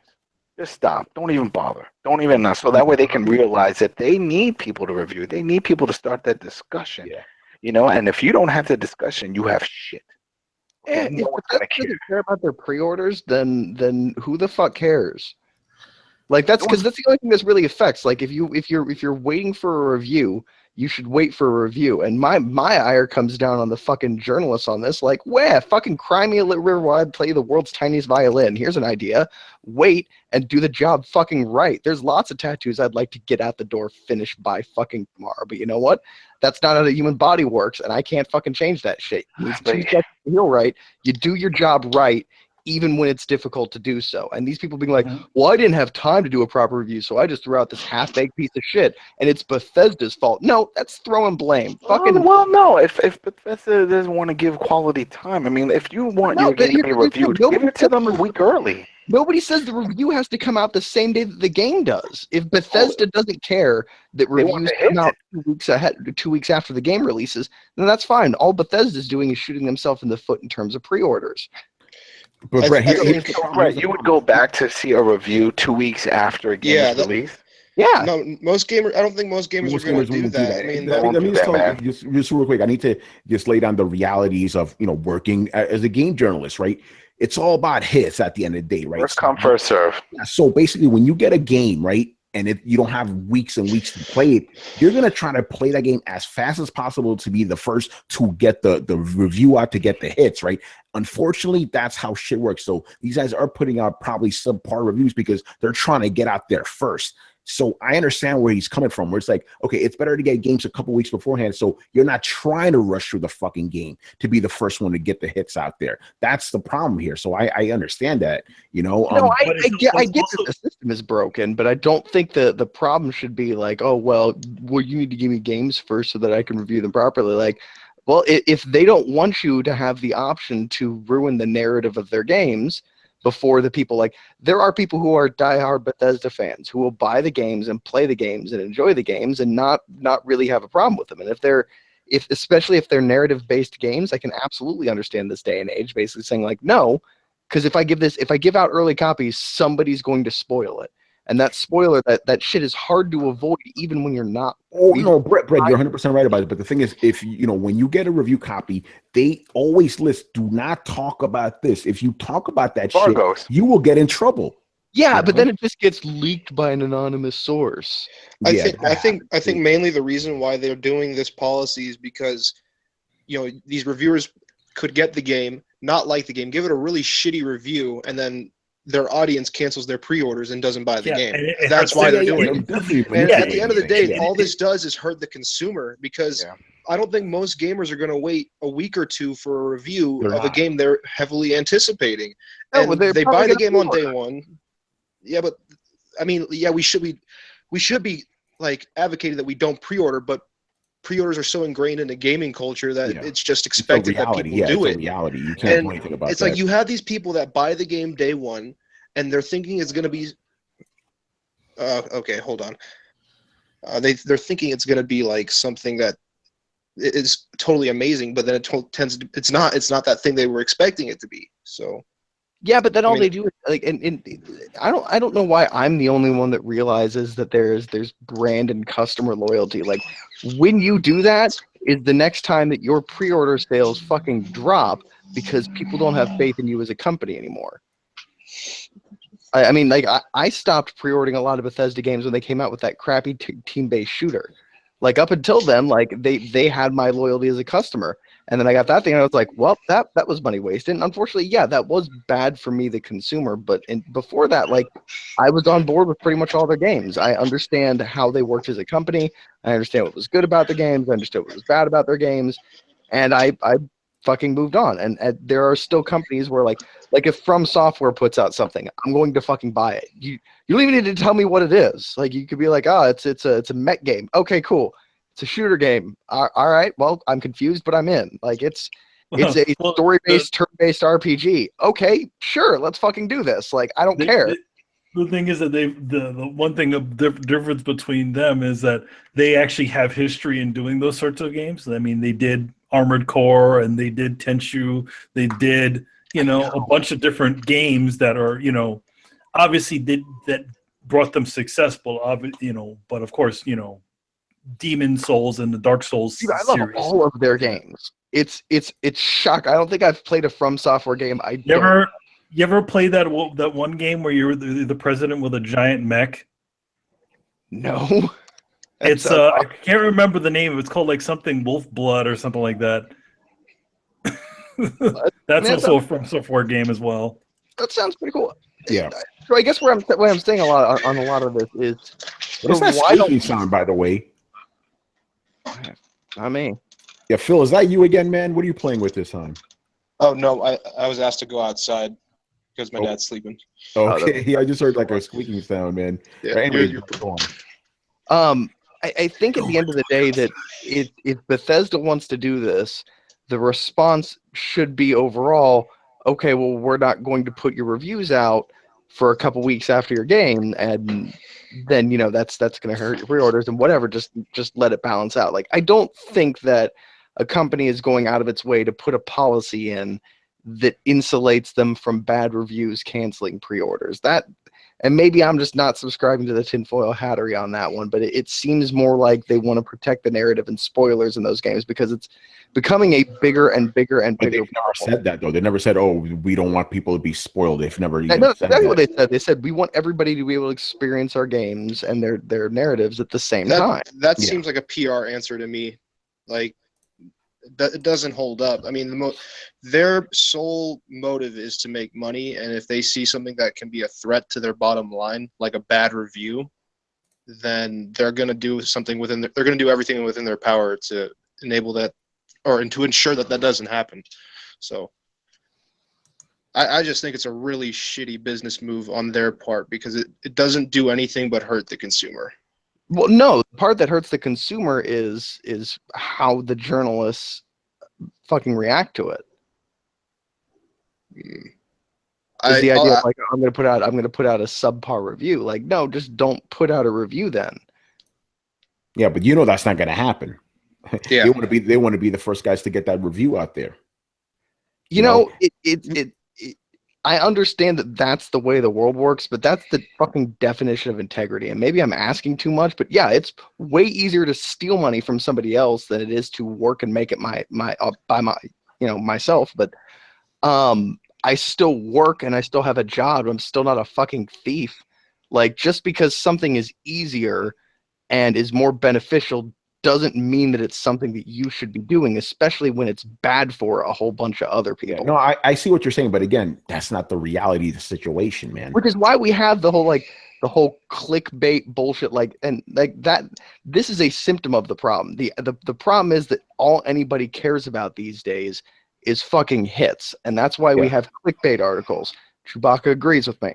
That's why we have clickbait articles. That's why we had the whole fucking Gamergate bullshit. It's a huge problem in the industry. So no, I can't be convinced that a way to solve this problem is to cave into it and give more in and just release earlier and earlier and earlier review copies so that everybody quit with the clickbaity based bullshit and maybe maybe that cycles back to us as consumers. Maybe I'm the one that's out here that's like, of course I'm not going to review or check out a review on a story based game I'm on the fence about, because I want to review or read a completed review. The same way, any game with a multiplayer aspect, I'm not going to read a review until it's been out for a couple of weeks, because nobody's going to be able to accurately review the multiplayer facets of a game before it comes out.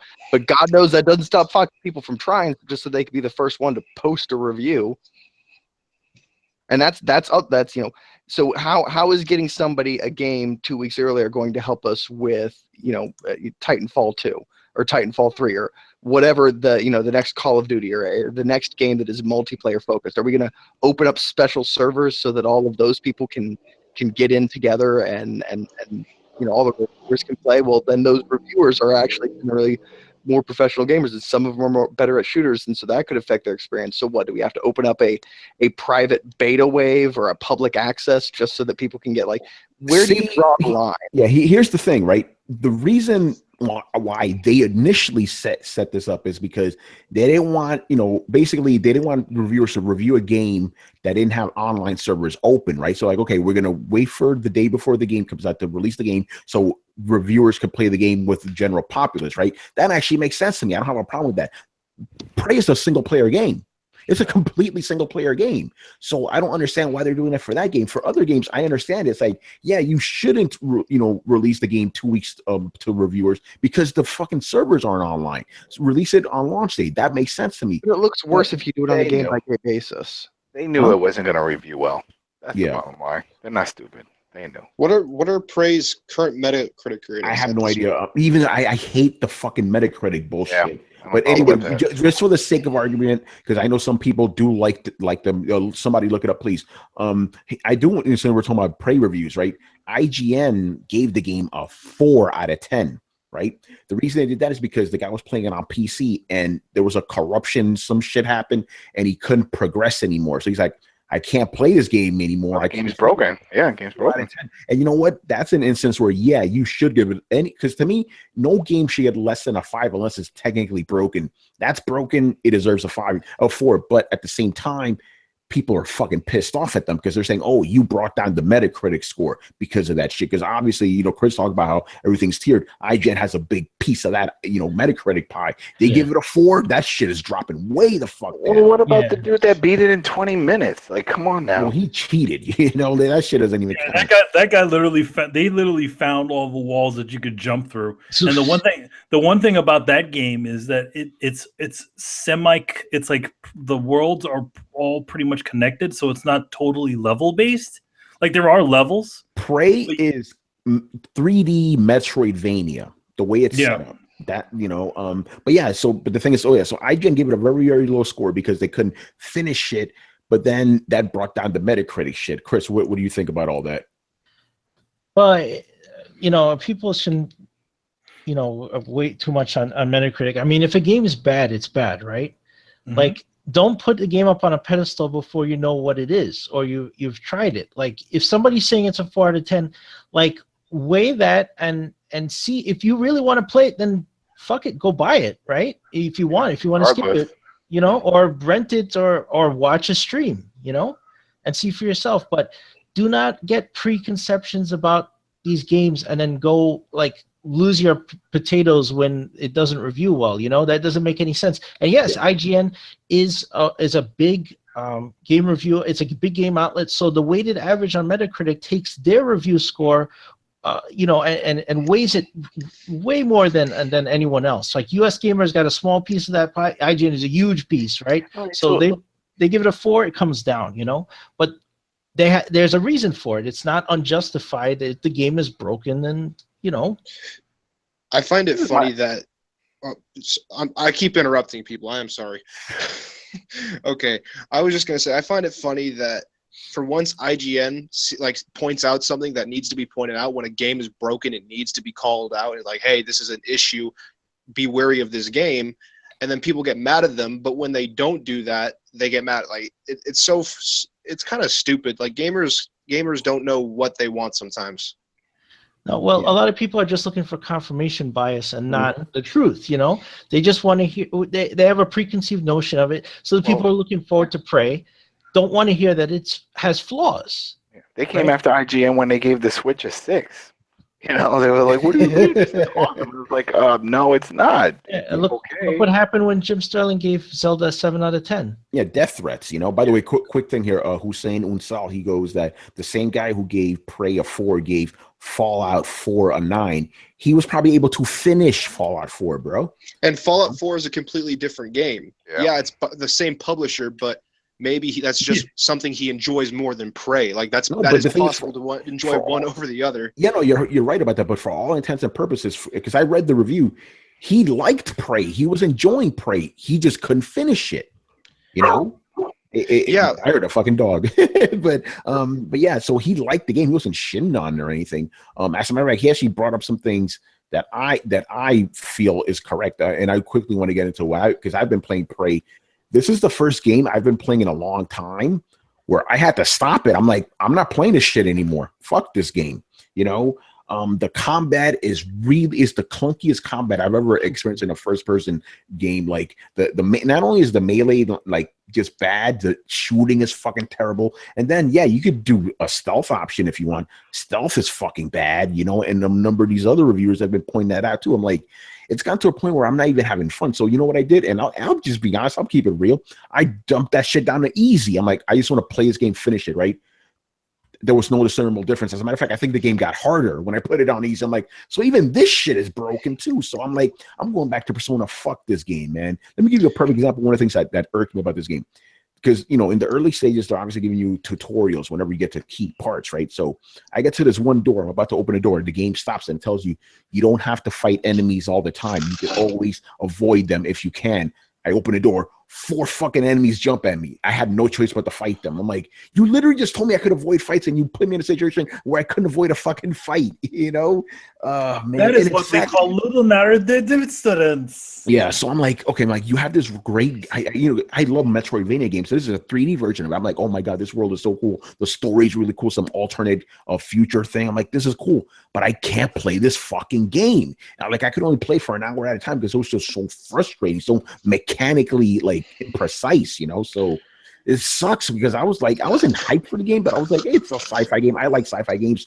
Give it to me, but it's fucked up, it's pretty sad actually. But I know others that haven't experienced that. They love the game, but I know others that are like me, like bro, this combat is fucked up. And there's there's a huge thing with people paying more attention to the marketing than the reality of the game. Like when the reviews finally come out, people do streams and people do their commentary or whatever. That's the reality. That's the actual game. The marketing can fluff it up all they want. They can make it look as cinematic or as great as possible. That's not what you buy. Those guys' job is to sell the game to you. That's not the shit you take as fact. You wait till it comes out and you see how it is, right? And that's the reality. So this prejudging based on marketing is ridiculous to me, because that marketing's job is to lie to you. At any point in time, to make money. Facts. That's all they do. They lie to you, man. And you believe this shit all the time, Oh, man. But yeah, Prey, What pissed me off with Prey is the fact that they even used the word Prey. Because it has nothing to do with the other game. It has nothing to do with it. And I hate when I was like, oh, well, I like the one. Well, this has nothing to do with it. Just don't fucking use the name. Who would do that? You know what I mean? Oh, no. They did it for a perfectly good reason, because you recognize that name. Yep. But all it takes is for someone to say, oh, wow, great. So where's the Native American guy? I want to see where he is now. Oh, well, you can see that from the trailer. He's not in this game. What the fuck is this then? That was the whole point that made that game great. The fact that you were on this Indian reservation, he's just hanging out in a bar, fucking aliens show up and abduct them all. You know, and he's freaking out the whole time. Your character is literally going, he's like, where the fuck am I? What's going on? Oh, he's going nuts. And that was so great about it. And you take that out, then we have just a bullshit sci-fi game.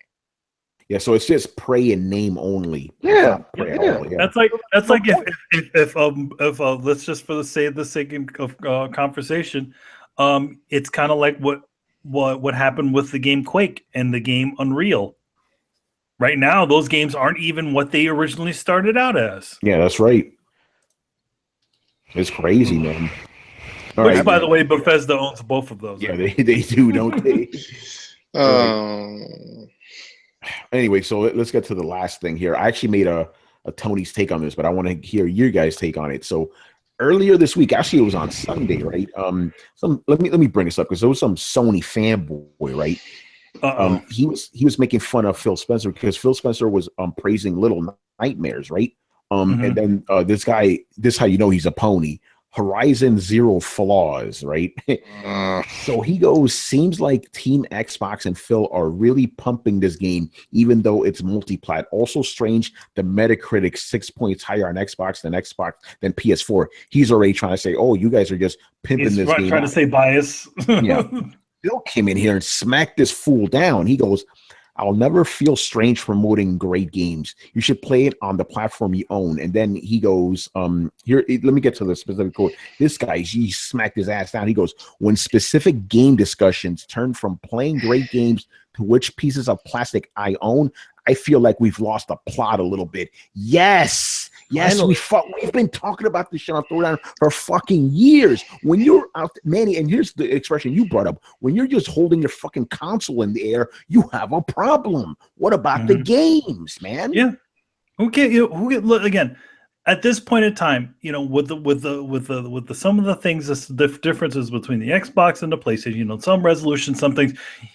What are the things that these things offer that you really want to play? Personally, I'm excited about games. I'm not excited about what the consoles can do. I mean, other than obviously, you know, when the next generation came, it's like, okay, that's the new possibilities. But at this point in time, that shit doesn't matter.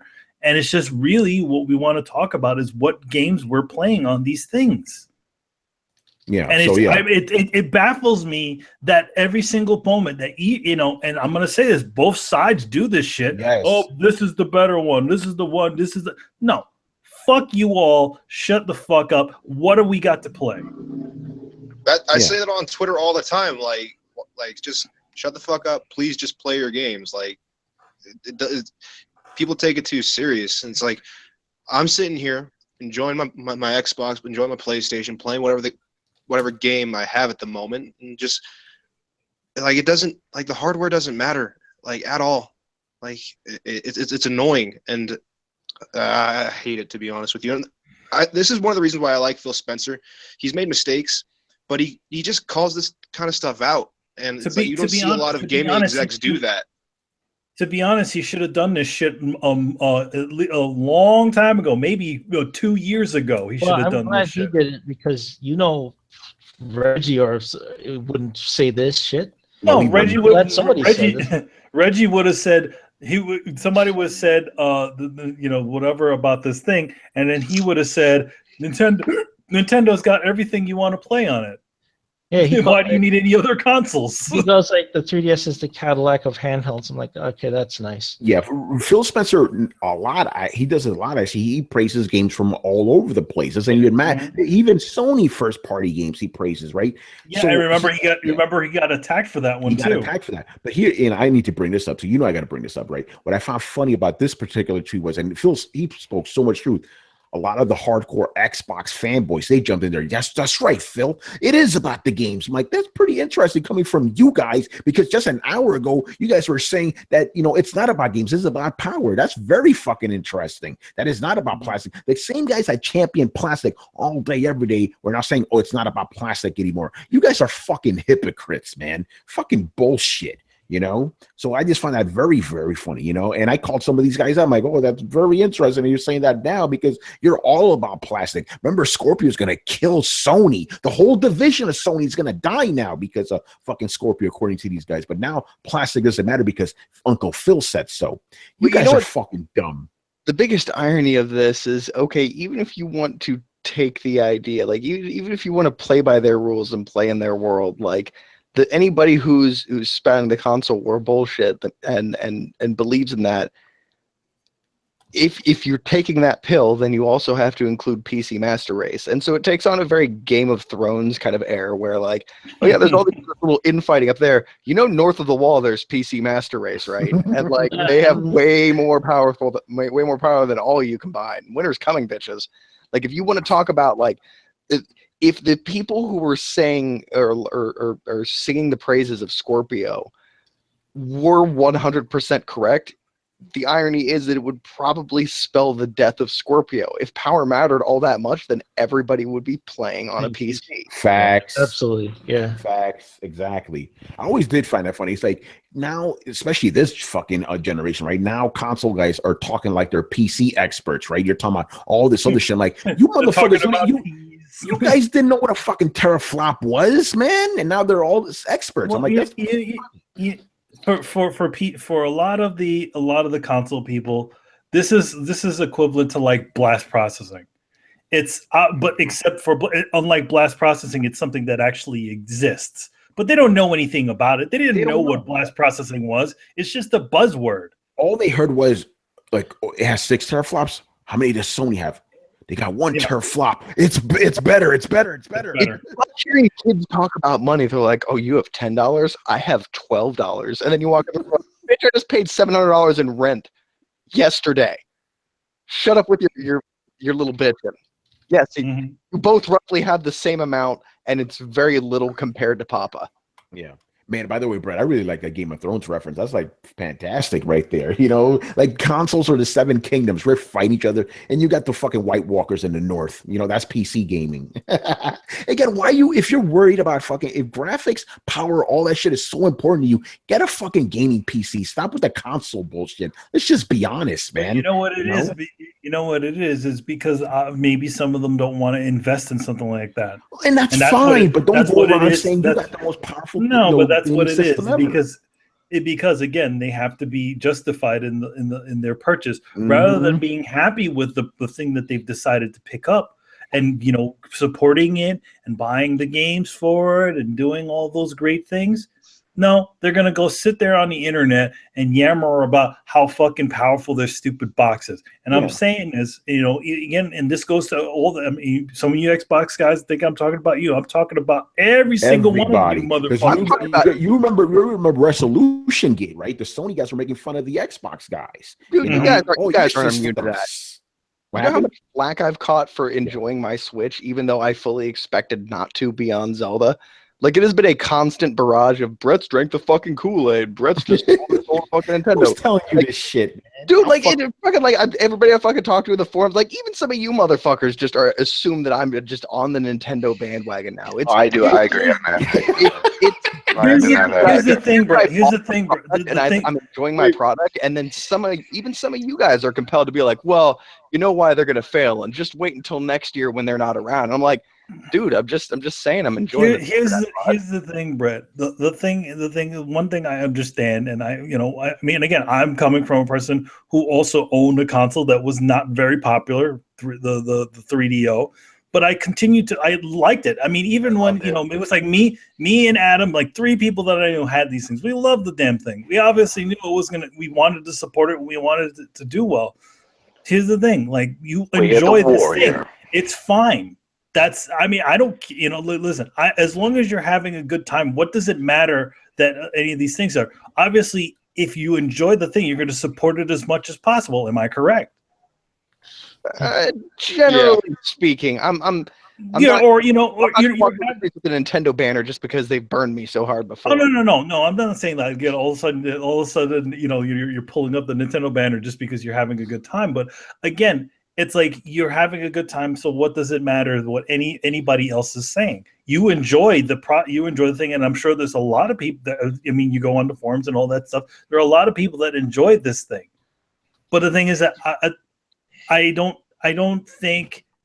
And there's a, I also think that sometimes, being so happy about these sorts of things also may blind certain people, and that can be dangerous. When you just don't see all the negatives, and you're like, no, everything is great, everything is great. Well, it doesn't do this, doesn't do that. Who wants that? I don't care. Yeah. Well, I think that's more like, and I've always been a proponent of, and I think this is ever since the GameCube, is like, if you have a Nintendo, it should be a second system, and Nintendo is the weird place, and this isn't just because I like the Switch. This has always been them. If you're talking about pieces of plastic, there is discussion to be talked about, accessibility, affordability, things like that. And I think that's one of the reasons a lot of people don't, they want to talk about how powerful their system is, but they want to play a console because they want to play on a controller. They want to play in their living room, and they don't want to go through all the Steam box bullshit that's involved in that. And even then, like, the Steam controller isn't set up a lot of times right out of the gate for a lot of games. Sometimes it is, sometimes it requires some calibration. Sometimes you just plug your Xbox controller, and it's too confusing for a lot of people. And so there's a point of convenience here. And so when I say that Nintendo can be brought up in the terms of arguing about plastic, like it's the difference between, like, they've opened up a new kind of ecosystem. You have, well, not really. It's handhelds, and handhelds are portable at the lack of having power, and that goes for PCs too. Your gaming laptop is not going to be as good as your gaming desktop. I don't care what you say. I don't care what kind of brand you have. I don't care how awesome your fucking gaming laptop is. Shut the fuck up. My PC. Yeah, if you try and make it, if you try and have the argument with me that your gaming laptop is as good or better than any desktop on the market, then I'm going to laugh in your face long and hard. And I will point. My Alienware is much more powerful than your put together PC, Brett. Yeah. Like you guys obviously don't understand the ideas behind miniaturization of technology and the fact that you take a power loss, the smaller everything goes, and cooling issues and efficiency. Like, yeah, okay, I'm not saying your computer needs to be as big as your living room anymore. But if you had a computer as big as your living room, could you imagine what it would do? More than any laptop ever, I'll tell you that fucking much right now. Or a PlayStation 4 or Xbox One. Exactly. So you can have the discussions in terms of pieces of plastic, in terms of, like, what room do I want to play my games in? How do I want to access my gaming? Do I want the platform to be locked down or not? It's one of the reasons I have beef with PC gaming is, they don't lock down their servers. You can mod the actual files, and it leads to a lot of cheating. So I'm not going to black and white say, like, we can't talk about pieces of plastic, because that's just kind of a foolish thing. But at the end of the day, when you're talking about the games on those pieces of plastic, 99.9% of the time, it has very little to do with the console itself. The difference being, like, on PC, the fact that you may not want to get a multiplayer game on PC, or maybe if they decided to reintroduce a new Pokemon, and, like, you could battle somebody walking down the street, from 30 feet away, like, okay, that involves a new mechanic, and now you can talk about how that mechanic is, part of the discussion based on how it affects the game. But when we're talking about the same game across multiple systems, like, it doesn't fucking matter. You're getting the same experience. And PC gamers figured this out a long time ago. Like, yeah, PC gaming can be way, way more powerful than console gaming. It can also be weaker. Not sure if some of you people realize that, but yeah, some laptops out there barely fucking run games. Why do you think this small little prepackaged indie games that run so well on the Switch with its lack of power, where do you think all those came from? It's because there's a demand for games that can be played on your laptop, portable games, or games that can be played on older PCs without having to invest a lot of money. So, there's all tiers, but at the end of the day, we really should just be talking about the games first and foremost, and only the pieces of plastic in that how they pertain to how you approach the game. Hey, Brett. Yes. Can I ask you a question about something you talked about earlier? Yes. So you said that you've always treated Nintendo consoles as a secondary console, right? Yes. Well, starting with the GameCube, he said, right, Brett? Just to clarify. Starting with the GameCube. SNES was, well, even then, man, like Super Nintendo was a main console. Let's just be real. I don't know, man. I had a Sega Genesis and a Super Nintendo, and they sat equal in my eyes. Yeah, but you know what I mean. Like, if you just had a Super Nintendo, you wouldn't be missing out too much. You know what I'm saying? No. Yeah. It could qualify as a flagship console. Yeah. But and just so for the sake of argument or for the record, I also had both of them because Genesis and Super Nintendo were the shit. I bought them both at the same time. Yes, but anyway, Carlos, ask your question. So if you treated Nintendo consoles as a primary console, would you have the same? Would you be as equally as critical as we are to the console? Like, would you be saying the same things we are saying? It's difficult to answer. Like, if I expected it to fill the role of a primary console, would I be critical of its lack, or its lack of ability to do so? Or would you be maybe not as critical, but would you be saying the things that we're saying? No, probably not. Just because I view the Switch as the console variant. A Switch is to a PS4 as a laptop is to a computer. It is a smaller, portable version that has its own internal battery.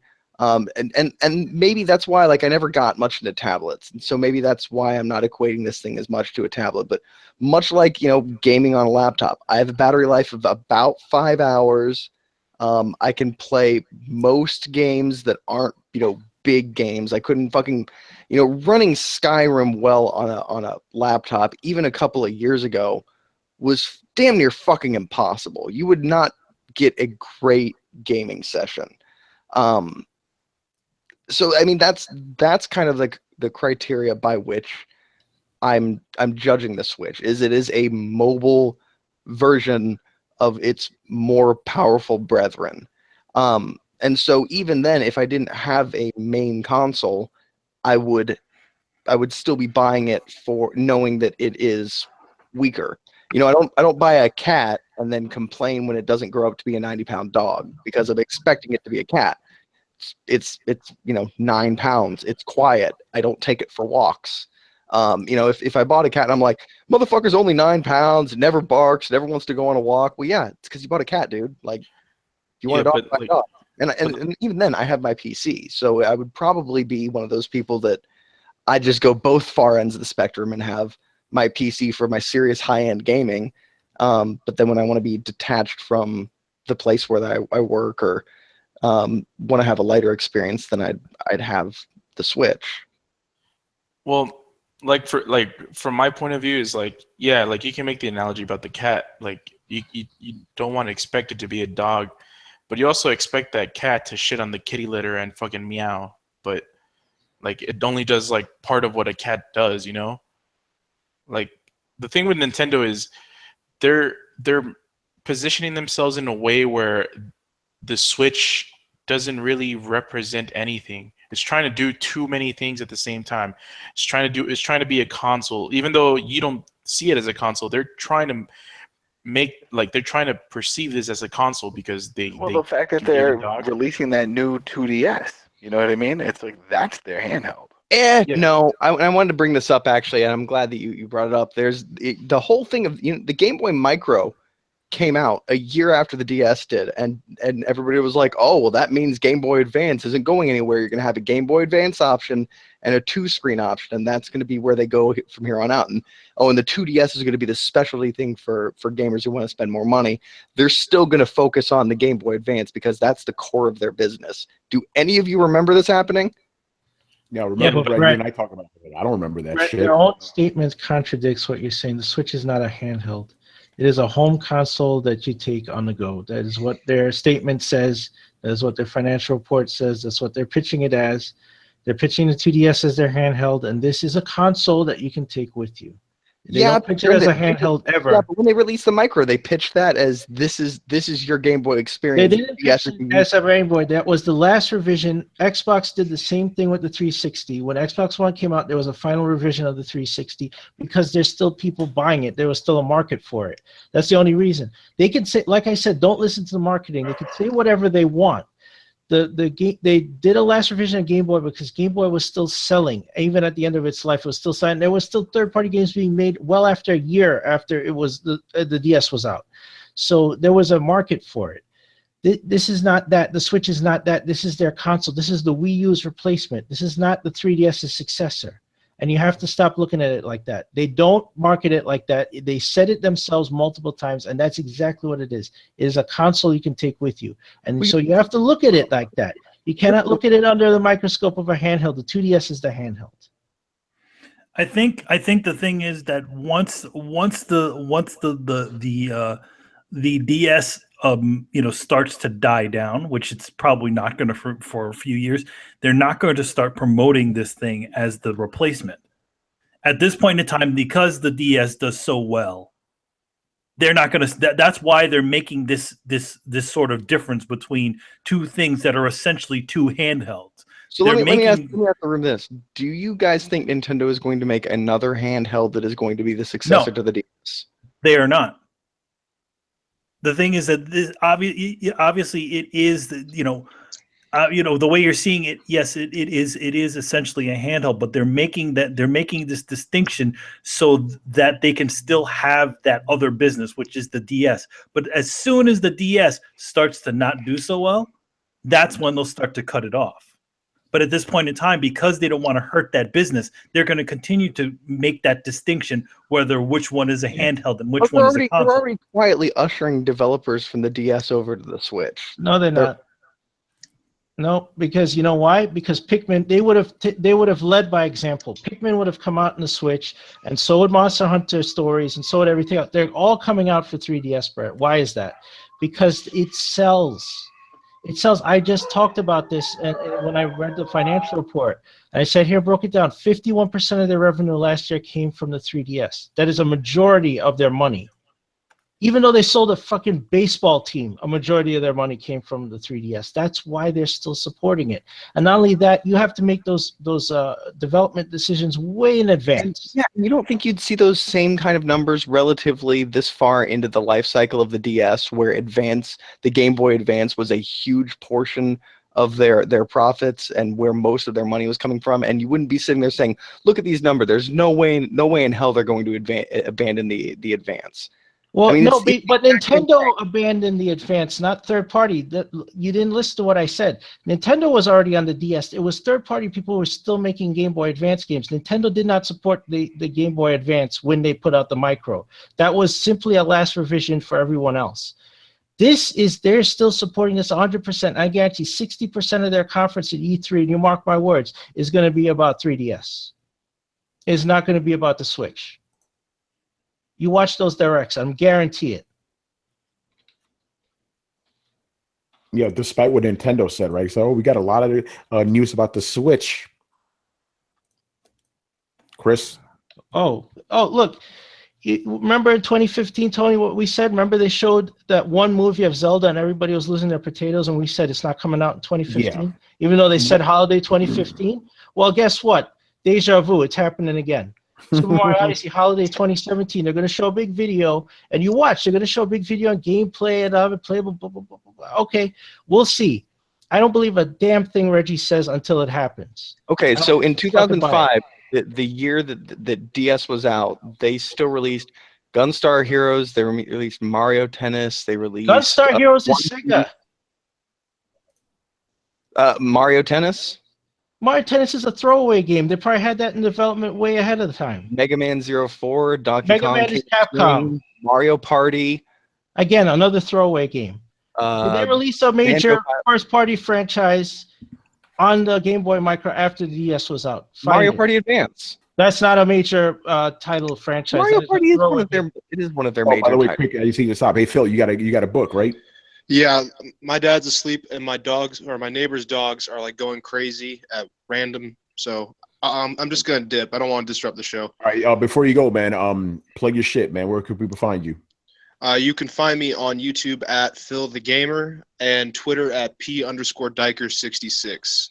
Awesome. Thanks for being on, man. Appreciate it. No, thank you for having me on. Later, guys. Take care, man. Have a good one. Yeah. All right, guys. Resume the discussion. Wait, before we start the discussion, I the part where I heard all those dogs screaming and howling, I thought, the children of the night. All right, so yeah, continue, guys, continue.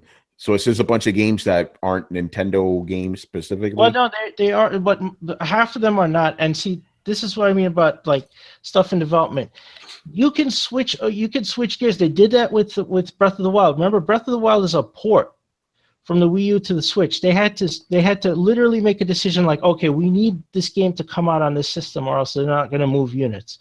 So they went ahead and delayed the Wii U version to make the Switch version, right?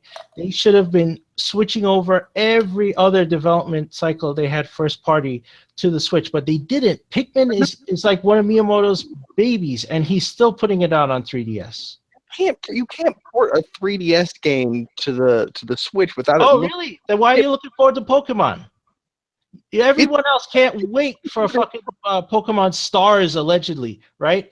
So, and you're going to tell me it's not possible, but yet you've been saying I can't wait for Pokemon. No, Brett is trying to say you can't take a direct 3DS game and throw it on Switch and have it work. No, that's why you have to kill development of that one and retool it for the Switch, right? Pikmin should have been on the Switch, but it's not. It's on the 3DS. Why? Because it'll sell, and they know it will sell. And also development, the cost of development. The cost of developing a Pikmin Switch would be way more expensive than developing Pikmin DS. Well, okay, so when is Pikmin coming out? I don't know. It's coming out this year. Okay, so like if you're asking me, July. why would they take a popular franchise and put it out? No, I'm not asking you. I'm telling you. I don't need to ask you. I know. Okay, exactly. well, I'm going to go ahead and say you're wrong and say that it's the smart business decision to release a flagship game like that on somewhere. Well, I'm not wrong because I'm saying the same thing. It is a smart decision. It's about money at the end of the day. That's why. But if they wanted to support the Switch firsthand and they had faith in it, they would have killed development of Pikmin 3DS and moved everything they could over to the Switch and started it from there. But they didn't do that. They didn't do that. Oh, it's dumb. I thought the system was selling like hotcakes, record sales, right? So wouldn't you want to support that? The system is selling well. There aren't that many out in the wild. They haven't even produced enough to meet the demand. There's not more than probably 3.5 million units out in the wild right now. Even if the game, yeah, but it's supposed to be 16 million by the end of the year, right? What's 16 million. That's what they said. They're going to have 16 million out by the next financial report. So and Michael Pachter and everybody agrees. So 16 million. That's a lot. That's a lot. The DS is what is the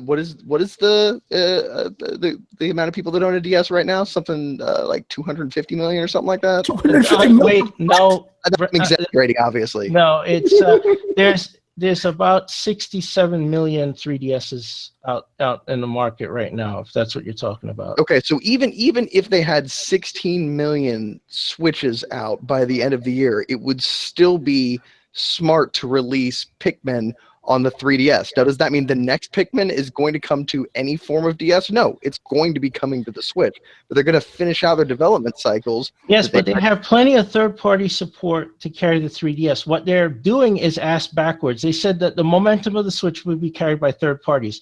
With no systems in the market, right, just what you said, why would it have third-party momentum? What third party is going to put out a game on the Switch with only 3.5 million in the market versus PS4 that has like over 60 million in the market, right?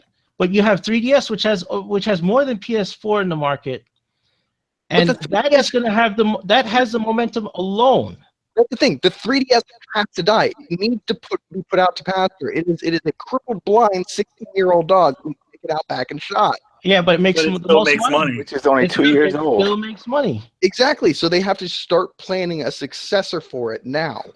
Well, the Switch. I thought the Switch was supposed to be the successor. Wasn't that your logic? Then you say it was. It is, but and my point is that it's not going to be immediately. Yes, it's going to be the successor. This I don't understand why y'all have so much trouble understanding where I'm coming from. This is exactly what I said before the Switch even released. Nintendo is scuttling its console business back into its handheld, where it pretty much doesn't have to compete with anybody but itself. And the only competition there But that's the stupid statement. They have to compete with other people. No, stop. That is a ridiculous statement. You're saying that they only have to compete with themselves. That's insane. Themselves and Vita? Who else is in the handheld market right now? It's not a handheld. Stop with the handheld talk. You can't bring up Vita, bro. And Vita is 6 years old and is dead. It was declared legacy last year by Sony. So by all intents and purposes, even though it has plenty of third-party support, by the way, it is considered a legacy system by Sony. My point that there's nobody there for them to have to battle it out with. Because it's a console. The Switch is a console. You need to stop saying the handheld. Handheld, dude. No, it's not a handheld. It's not a handheld. You want me to point you to the Switch page? Go find the word handheld on it. Okay, so what you're saying is that after you're saying, okay, so no, you need to stop it, because this sounds like Kool-Aid talk now. You said you weren't drinking the Kool-Aid, but now you're starting to sound like Kool-Aid. Let me make my goddamn point, man. So you're telling me that there's not going to be such a thing as a gaming handheld in the next 2 years because they're going to fucking retire the 3DS, and if the Switch doesn't fill that niche, there is nothing else on the market other than fucking iPads and mobile games. So yeah, look, if the Switch doesn't fill that niche, they would have fulfilled my prophecy, and they will be done as a hardware maker. That is what I said before. You're saying there's going to be no handhelds. That handhelds are going to go away. There's going to be no Nintendo making hardware, man. That's what I said. And there's nobody else making handhelds. So you're saying the handheld market is just going to disappear? Yes, because iPad and Samsung will gladly fill it. Because people are mobile gamers now. Like there's a huge mobile market, and Apple would be glad to take that fucking market from them. They would gladly take it in a freaking heartbeat. So yes, there will be no handhelds. They don't need it. I disagree. You disagree, but the numbers don't lie. That's your opinion, man. But when I read the financial report, and when I tell you that, like, how many people are mobile gamers and then mobile revenue, I could find numbers all day to show you that, yes, the mobile market is growing and the console market is shrinking, right? So that's the handheld is caught in between there. You don't need a handheld when you have much more powerful mobile devices. Your smartphone is more powerful than even the goddamn Switch. So you don't why do people care about the Switch then? I don't care about the Switch. No, but if you can't see why other people do, though, then your argument is unbiased. Other people only care about it because of nostalgia. That's what everybody's yelling about, because they want to have the Fifis from Mario and Zelda and all that stuff. That's all I hear. Everybody just jumps down my throat because they're like, oh my God, you're talking about Mario and Zelda, blah, blah, blah. Okay, you feel good? Then go play it. But you know, you understand the iPhone. Like, yes, it's all been done before. Yes, they just put an iPad, or they took an iPod and put a phone in it. It wasn't fucking revolutionary, but it revolutionized the way that we did things. Yes, I realized all they did was strap a pair of Joy-Cons onto the side of a tablet. It's not the hardest idea in the world, but nobody else has fucking done it. The same thing. Nobody else put a phone in an iPod before. If I'm selling a touchscreen experience, why the hell would I strap controllers onto it? That's the whole point of touchscreens. You're supposed to lose that interaction. That was supposed to be the next level of interaction, was haptic feedback touchscreens, you know? Because nobody wants touchscreens. Well, then why do so many people play game on their smartphone? Why is the mobile market growing so much? Because those aren't real gamers. We just talked about that. But more people are adopting mobile, but that's what you don't understand. That, like, if you look at the numbers, I could show you the trends. I'll point you at reports. The console market is shrinking. The gaming console market is shrinking because technology has expanded so much, and the mobile is taking the rest of it, and people can have quick experiences for a cheap price. This is what I keep saying about value. So the Switch is only valuable because of the first-party titles that are locked to it, because people love Nintendo's games. The Switch has no value without those. So that's why Binding of Isaac did so terribly, right? What? Why Binding of Isaac did so terribly, right? Who gives a shit about Binding of Isaac, man? I could play that shit. I played that shit 2 years ago. So why is it selling so well on the Switch? Because there's nothing else to play right now. There's nothing else on the Switch, bro. There's nothing else to play. You don't have, beggars can't be choosers. That's an old saying, right? You have Zelda and you have Mario Kart, and then you have fuck all else, the other 10 games that you have to choose from. So yeah, choose the best ones out of them. You can play Blaster Master, you know, a port of a 30-year-old game. You could play Binding of Isaac or whatever, but your choices are slim right now because the system just launched. That's why it does well, because there's not a lot of choices. But that's going to change once the system has some breath of life. It hasn't yet. But right now, you don't have choices. There's a simple answer. Okay, so you think the almost 70 million people that bought a 3DS, that entire consumer base is either going to evaporate or transfer to their mobile phones without issue? Like, do you honestly believe that? I don't know. Like, I'm not talking about the transition from 3DS to Switch. That I no, can't. but I am. That's my point. You can't, that's your opinion. You don't have data to understand like what these people are going to transition to. Are they going to buy a Switch? Are they going to invest $400-$500+ if they think this is a handheld? I don't think they will, which is why people are interested in the 2DS. It's a $150 fucking handheld. So value is important. Affordability is important. So I think on that factor alone, people won't transfer over there. So and what you go find 3DS. You go find Wii U owners. Go in the forums and find out what Wii U owners said after November, after Kimishima lied through his teeth and said that the Wii U was going to exist next to the Switch, and then right then and there, like I said, he was lying, and he killed it. And then quit acting like you think that I'm listening to Reggie. I don't give a fuck what any of them say. What I am saying, and this is my point, what happens when the 3DS gets put out to pasture? What happens to that consumer base? They're either lost, they go completely over to mobile market, or somebody has another product for them to go. But you're talking absolutes. 70 million people aren't going to all call each other and agree to go one way or another. They're all different. They all have different experiences, so they're all going to make a decision. Either they're loyal to Nintendo, they buy a Switch, or they get PlayStation because their buddies jump to PlayStation or whatever. They could go to PC. They could go anywhere they want, or they play on their iPhone or the Samsung or whatever, or they go retro like Adam did, or they play an emulator. Who the hell knows what they're going to do? So I can't say. But that's my point, though. Is you're saying that they're either going to go towards mobile gaming, like cheap half gaming. I wasn't talking about the 3DS audience. I said the mobile market is expanding. I didn't say 3DS owners are switching to mobile. I said the mobile market is growing, and the console market, the gaming-specific hardware, console and handheld market is shrinking, and the mobile market is growing. And so you take that however you will. Do you think it's going to disappear? What, consoles? Handheld gaming market. Yes, absolutely. It's done. It's done. The 3DS, what you're seeing right now, that's it. That is it. I guess that's where I guess that's where we're gonna have to agree to disagree, because I don't think that you're gonna have an entire market just evaporate like that. So one thing I want to add, like mentioning about when the 3DS gets thrown to the wayside and put to sleep, like an important thing to say is, would that be before like it's possible that Switch can die before that, you know? Yeah, that's entirely true. But I do want to quickly jump in because it's, by the way, this is how you go off the rails entertainingly. People fucking love this shit. It's an interesting thing though, because it's like, okay, obviously a 3DS is going to die eventually, right? Maybe sooner rather than later.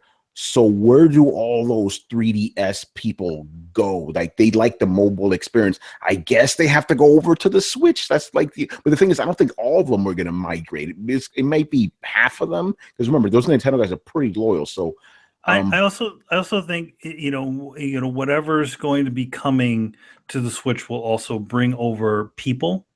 I want to talk about the handheld market. Like, okay, well, go ahead, Chris, and then I got to jump in because I got something to say about the handheld first-party games on mobile too. Remember, Fire Emblem is coming there. Professor Layton is going to come to mobile as well. So they are actually putting stuff in the mobile market. Now, if they didn't think the market was viable, they wouldn't bother. But it is viable. As a matter of fact, analysts before, even Michael Pachter said if they started putting their stuff on mobile, they would gain huge revenue, and that's what they're starting to do. So they're already making that transition, Brett. Like, they're already putting their games, they're porting them from 3DS to mobile. They're doing stuff, so you're going to get those experiences on mobile. So they're already making those moves. Yeah, but so here's the thing. Okay, here's the thing about handhelds. Let's just be completely honest. That market is shrinking and dying. I don't know if it's going to happen within the next 2 or 3 years or whatever, maybe 5, who knows? But I actually do see dedicated handhelds dying off because, like Adam said, his kids, what do they see them as? Little kids' toys. They see them as babies' toys, basically. Oh, I asked my buddy Colby about it, and Colby, like his daughter, like if it doesn't have a controller, she won't pick it up. And that's very rare because all the most kids are like, what the fuck playing is this tablets shit? and phones. Yeah, but here's what I kind of see happening. I could be wrong, but this is what I predict happening. I think handhelds will completely die and then come back in the future when people have forgotten about them. Like, oh, look at this. This is kind of cool. It's a handheld with buttons. This is kind of interesting. But yeah, I do think because handhelds are pretty irrelevant nowadays, man. Like the people who would play mobile games, they play them on their phones now. Mobile phones killed handhelds more than anything, and the Switch is trying to play that line. It's like, okay, I'm a console, but you could also take me out. So, so it's trying to strap line. But when the Switch dies, then you could say, okay, handhelds are just completely dead. Because again, Vita's been dead for fucking years. Let's just be honest. We love the Vita. Vita is irrelevant, and the Switch, Nintendo's not saying it's a fucking handheld. So it's irrelevant, but yet in all the Wii U, it outsold the Wii U, and it also is still around. They're still making games for it. Let's just be honest. Let's just be honest, man. This shit is irrelevant. Like comparing the Switch to the Vita is stupid because the Vita doesn't matter. It's not new. It's fucking old. No. But anyway, Chris, go on. Well, one thing I want to point out. I mean, like. Look at their go back 2 years. Look at Nintendo stock, right? What has the most since the Wii? Nothing has had a more significant bump in their stock prices than Pokemon Go, and that crashed down real fast when they went and told people like, oh yeah, we're not really, we got to split that in thirds, and shareholders were pissed off, and they started selling off like hotcakes. But when Pokemon Go came out, their shares skyrocketed. It wasn't a real Pokemon game. Well, it doesn't matter. Shareholders were pleased because it was getting downloads, and it's like pay as you go. You gotta pay for items and stuff. So the revenue generation, the potential for revenue generation was high, and that's all shareholders care about. Oh well, yeah. Nintendo caters more to shareholders than you or anyone else. No, they saw like 2 months later that like 80% of their users had stopped playing Pokemon Go. Yeah, because that didn't matter. The reason they did that is because Niantic wasn't getting out updates or anything fast enough. All the stuff that they promised was not there, so people started getting disengaged. But there was still plenty of people playing it for many months. Hold on. You cannot. You're jumping over points too fast to be able to contradict, man. Like, you cannot say that there was a mass exodus to the game, and then when they realized... Stop. I didn't say anything about a mass exodus. I said there was a huge engagement for Pokemon Go. When did I ever say that was 3DS people or anything? I didn't use those words, Brett. You're using those words. To paraphrase, you said that the success of Pokemon Go brought in a lot of investors, correct? Yes. Go look at the stocks. Yes, until, and that's important, but then everybody, gamers included, realized that this wasn't a real Pokemon game. That's not the reason the stock dropped. The stock dropped a few days later when they gave their financial report and stated clearly to investors that they're only a third invested in Pokemon, and they have to split the revenue between creatures and the Pokemon company. And that's what caused the stock to free fall. And if the Nikkei didn't have brakes on that shit, if it was like our stock market, it would have plummeted. That was also right about the time that they announced. No, that was only a few days after it launched. That was not 2 months later. The game had huge engagement. Their stock plummeted completely a few days after the release, while it was still in its major hype. Go look at it. A lot of people thought that it was a Nintendo game. Yes, a lot of people thought it was a Nintendo game. It only took 2 weeks for that thing to skyrocket and fall. And go look at the spike if you don't believe me. It wasn't 2 months. It was only 2 weeks. All right, yeah, send me the info, or tell me where to find it. Go look up Nintendo stocks on Google, and go to June of last year, and go expand it and look at the graph. All right, we're gonna do this during the show, because I'm gonna start wrapping this up. But No, I'll let you. You can wrap it up, but I'm saying Nintendo's already got their toes in mobile. They're not stupid, and everybody else knows that the mobile market is growing.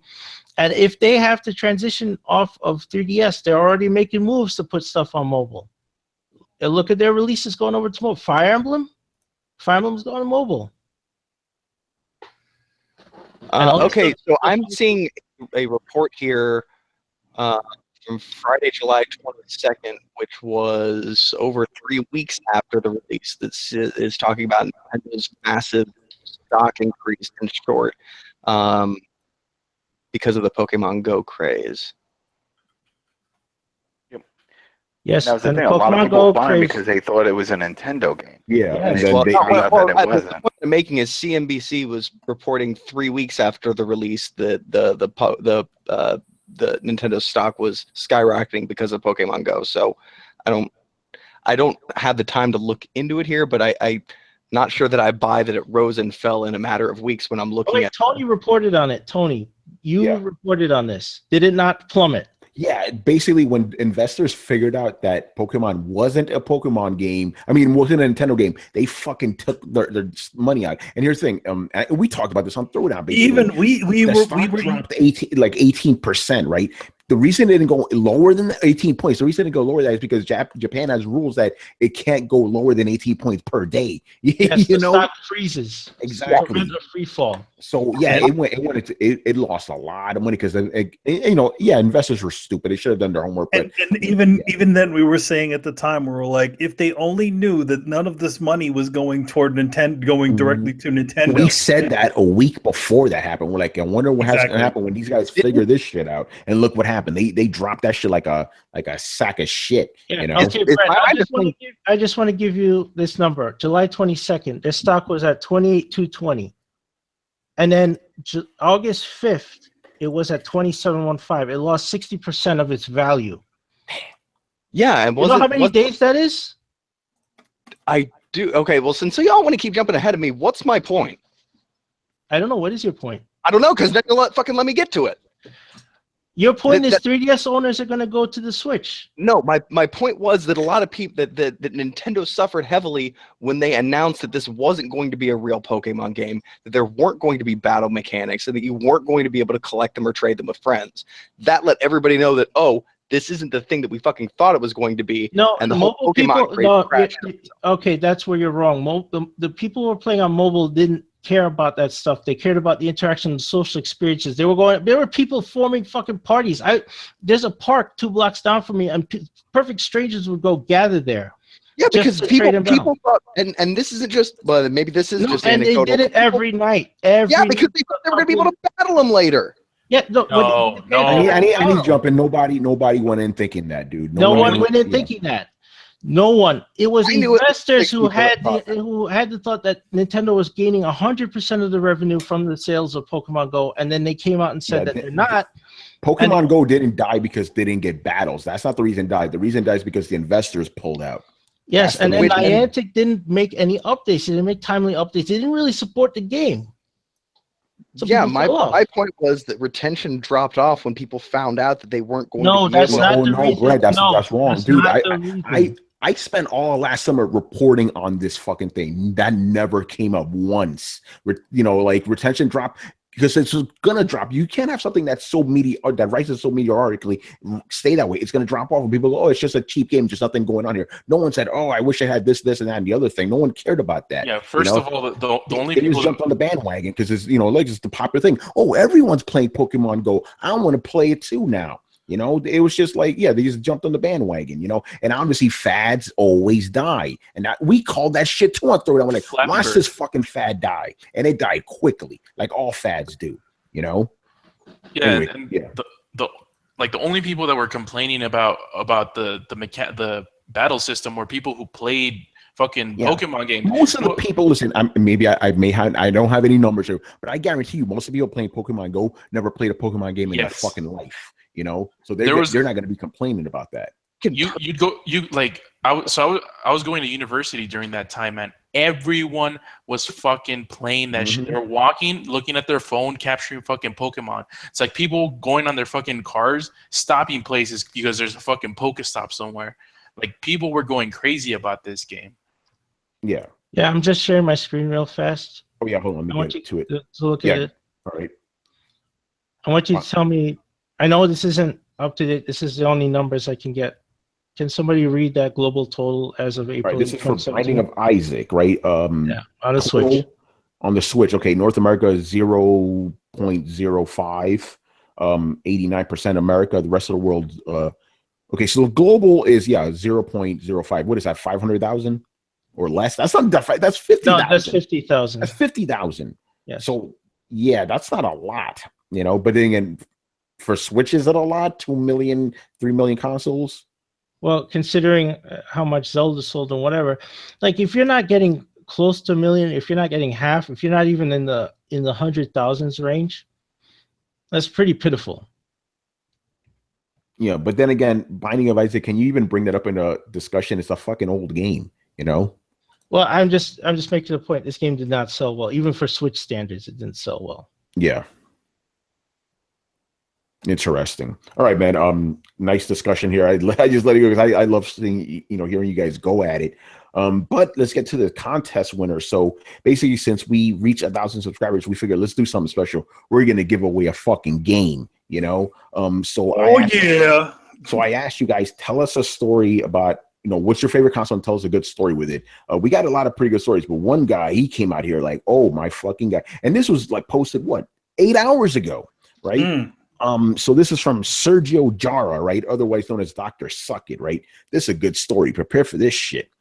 His favorite system of all time is the Xbox 360. He goes, I have always been a gamer, but for about 2 decades prior to the 360, I was more of a casual. I had most of the consoles, at least 2 current ones, but never played that often.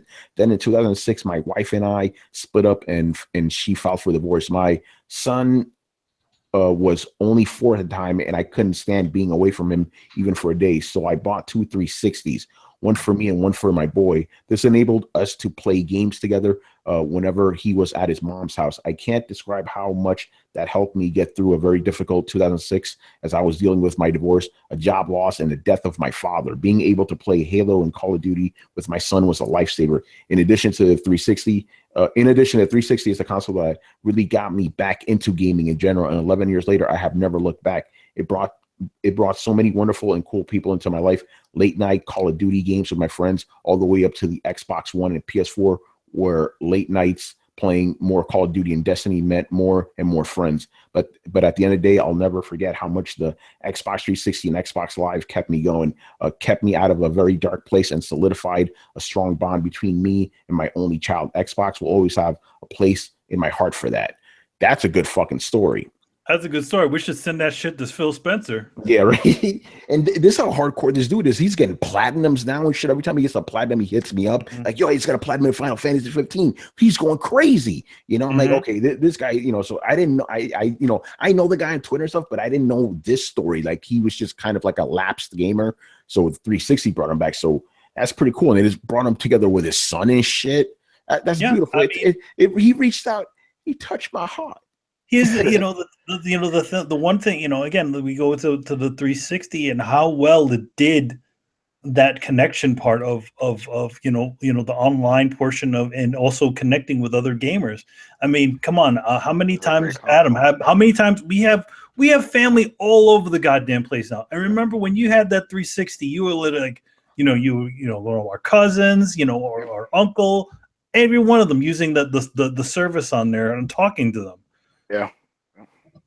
So I'll hit this man up, get him his game, whatever game he wants, and I'll obviously let you guys know what he picked. So I got a knock on you, Tony. Oh, what's up? It's Sergio Jara. Sergio Jara? Jara, not Jara. See, I'm not Mexican, so I wouldn't know that. Yeah, but I should have pronounced Sergio right though. Sergio Jara. I've never seen that last name before. But yeah, he's a crazy motherfucker too. He's always on Twitter talking about hockey and shit. he says a lot of shit I wish I could say, but I can't. Oh man, crazy motherfucker. All right, and the other thing is, let's quickly discuss these E3 plans now that they're gonna happen, right? So just like we did last year, Chris, you can't make it to E3 this year, right? No, I talked to Rich about it. Yeah, I'm not gonna make it this year, but we're talking about going to something else. Yes, we were not going to say. I know what you're talking about. That's going to be very exciting. But you're going to be holding it down on the coalition with some reporting, though. Yeah, I'm going to be watching. I'm watching every stream. I'm going to be tweeting and writing about everything going on. Everything I can see from here. Ooh, man, I can't wait. So yeah, as far as what me and Manny are going to do, we're going to do like we did last year. We're going to bring you nightly Throwdown, but probably going to change things a little bit because since we won't have Chris with his nice editing fucking PC there, we're probably going to just stream the show to you because last year we could only put it on SoundCloud. Now it's going to be on here like in YouTube, like you see it right now. Not too long. Yeah, the sci-fi in that hotel was okay. I think we could pull it off. Yeah, we did some. We could get it to work. I mean, I think we can get a thing work. I mean, my PC has a video camera on it, and so does Tony. So either one we can. I mean, remember because I did that one episode of that one Throwdown from PlayStation Experience, wink, wink, wink. That I was able to do with my Chromebook, and it was fine. We did 2 episodes; they came out fine. So we're gonna do that again. Obviously, they're not gonna be super long episodes, probably an hour max, where we just tell you about the specific days. So Monday, we're gonna tell you about all the Sunday, because Xbox is having this shit on Sunday. Starting Sunday, we're gonna do it every night. Whatever we experience that day, we're gonna tell you about it. Because Manny and I, and it's more because Manny and I, not only do we have different tastes in what we want to play in games, but I'm a reporter, he's just there. So we're gonna be in different places. So we're gonna see different things. I'm gonna be this will be like the 3rd official year that I've gone to E3 where I don't really have any sort of reporting duties to do. So again, I'll just be walking around, looking at different things, seeing what I can see. Very enviable position, man. But as far as I'm concerned, I'm happy to report that I'm going to be able to talk about a lot of fucking games. I'm like, for the last 2 weeks, I've been getting appointments. I guess now because I'm on geek.com, I'm getting a lot of good appointments. I don't have to wait for them, So reporting is going to be on point. We're gonna have a lot of fun, so please make sure to be on the lookout for that shit. And then obviously before E3, we're gonna have our big Throwdown special, Throwdown pre-E3 special. Manny may be in Los Angeles at that time. I'm actually coming into Los Angeles a few days early, because I kind of want to, I have a lot of friends that worked in animation and stuff, and artist friends that actually moved out to LA, and I've never really gotten a chance to actually go and hang out with them after they've all moved. So I'm gonna see what I can do. Maybe see who I can visit. Maybe get dinner or something like that. So I'm gonna be in on the evening of the 7th. I'm coming in the 7th in the evening. I'll be there the 8th and 9th, and then the 10th is Xbox, and then so on and so forth. So I'll probably be doing Throwdown from LA. Yeah, so that'll be crazy. And so then I just have to remember the time difference. Yeah, I'll tell you, it's going to be 7:30 for you. And then we're getting a little bit of ourselves, but we're going to do that. Then no Throwdown your questions the day before E3 because there's no point in doing that.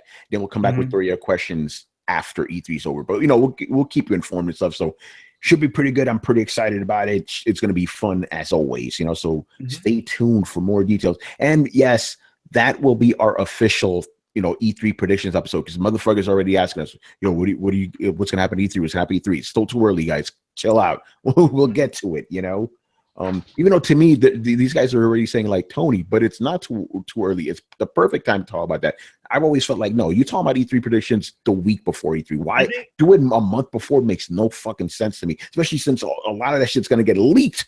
A lot of the companies are being a lot more hush hush as to things that are coming now. Good. Like now, like before, I noticed like it was just a lot. Like when you end up at E3 at one point, it'd just be like we already knew we could. In some ways, we could predict some of the way the shows were going even before they were even happening because of the information that was available and the stuff that's gotten out. This year it doesn't. I don't exactly know a lot of what's going on. Yeah, no, this year is going to be interesting, man. I feel it. All right, so yeah, that's gonna pretty much do it for us. So let's wrap it up. Thank you for watching and listening. Subscribe to Throwdown on SoundCloud, iTunes, and YouTube. Follow us on Facebook and Twitter at Throwdown Show. Links are located in the description below. Once again, I was your host, Tony Polanco. And tonight I was joined by Emilio Lopez. Come on, Brett. Nintendo Power. Nintendo Power. Brett Murdoch. It's been real, everybody. Chris Seeley. Hey, take care, everyone. Carlos Romero. Peace out. And Adam Vale. I want to give a quick shout out to people that I play with, Ghost Recon Wildlands, Killer Kong, and all my other buddies. I'm telling you that it's a fun game. Not perfect. Got problems. Got a lot of problems. But it's a fun game. Get those motherfuckers to subscribe, man. Yeah, that's it. Yep. Keep playing. Keep watching. All right, people. See you next time. Later. Later, guys.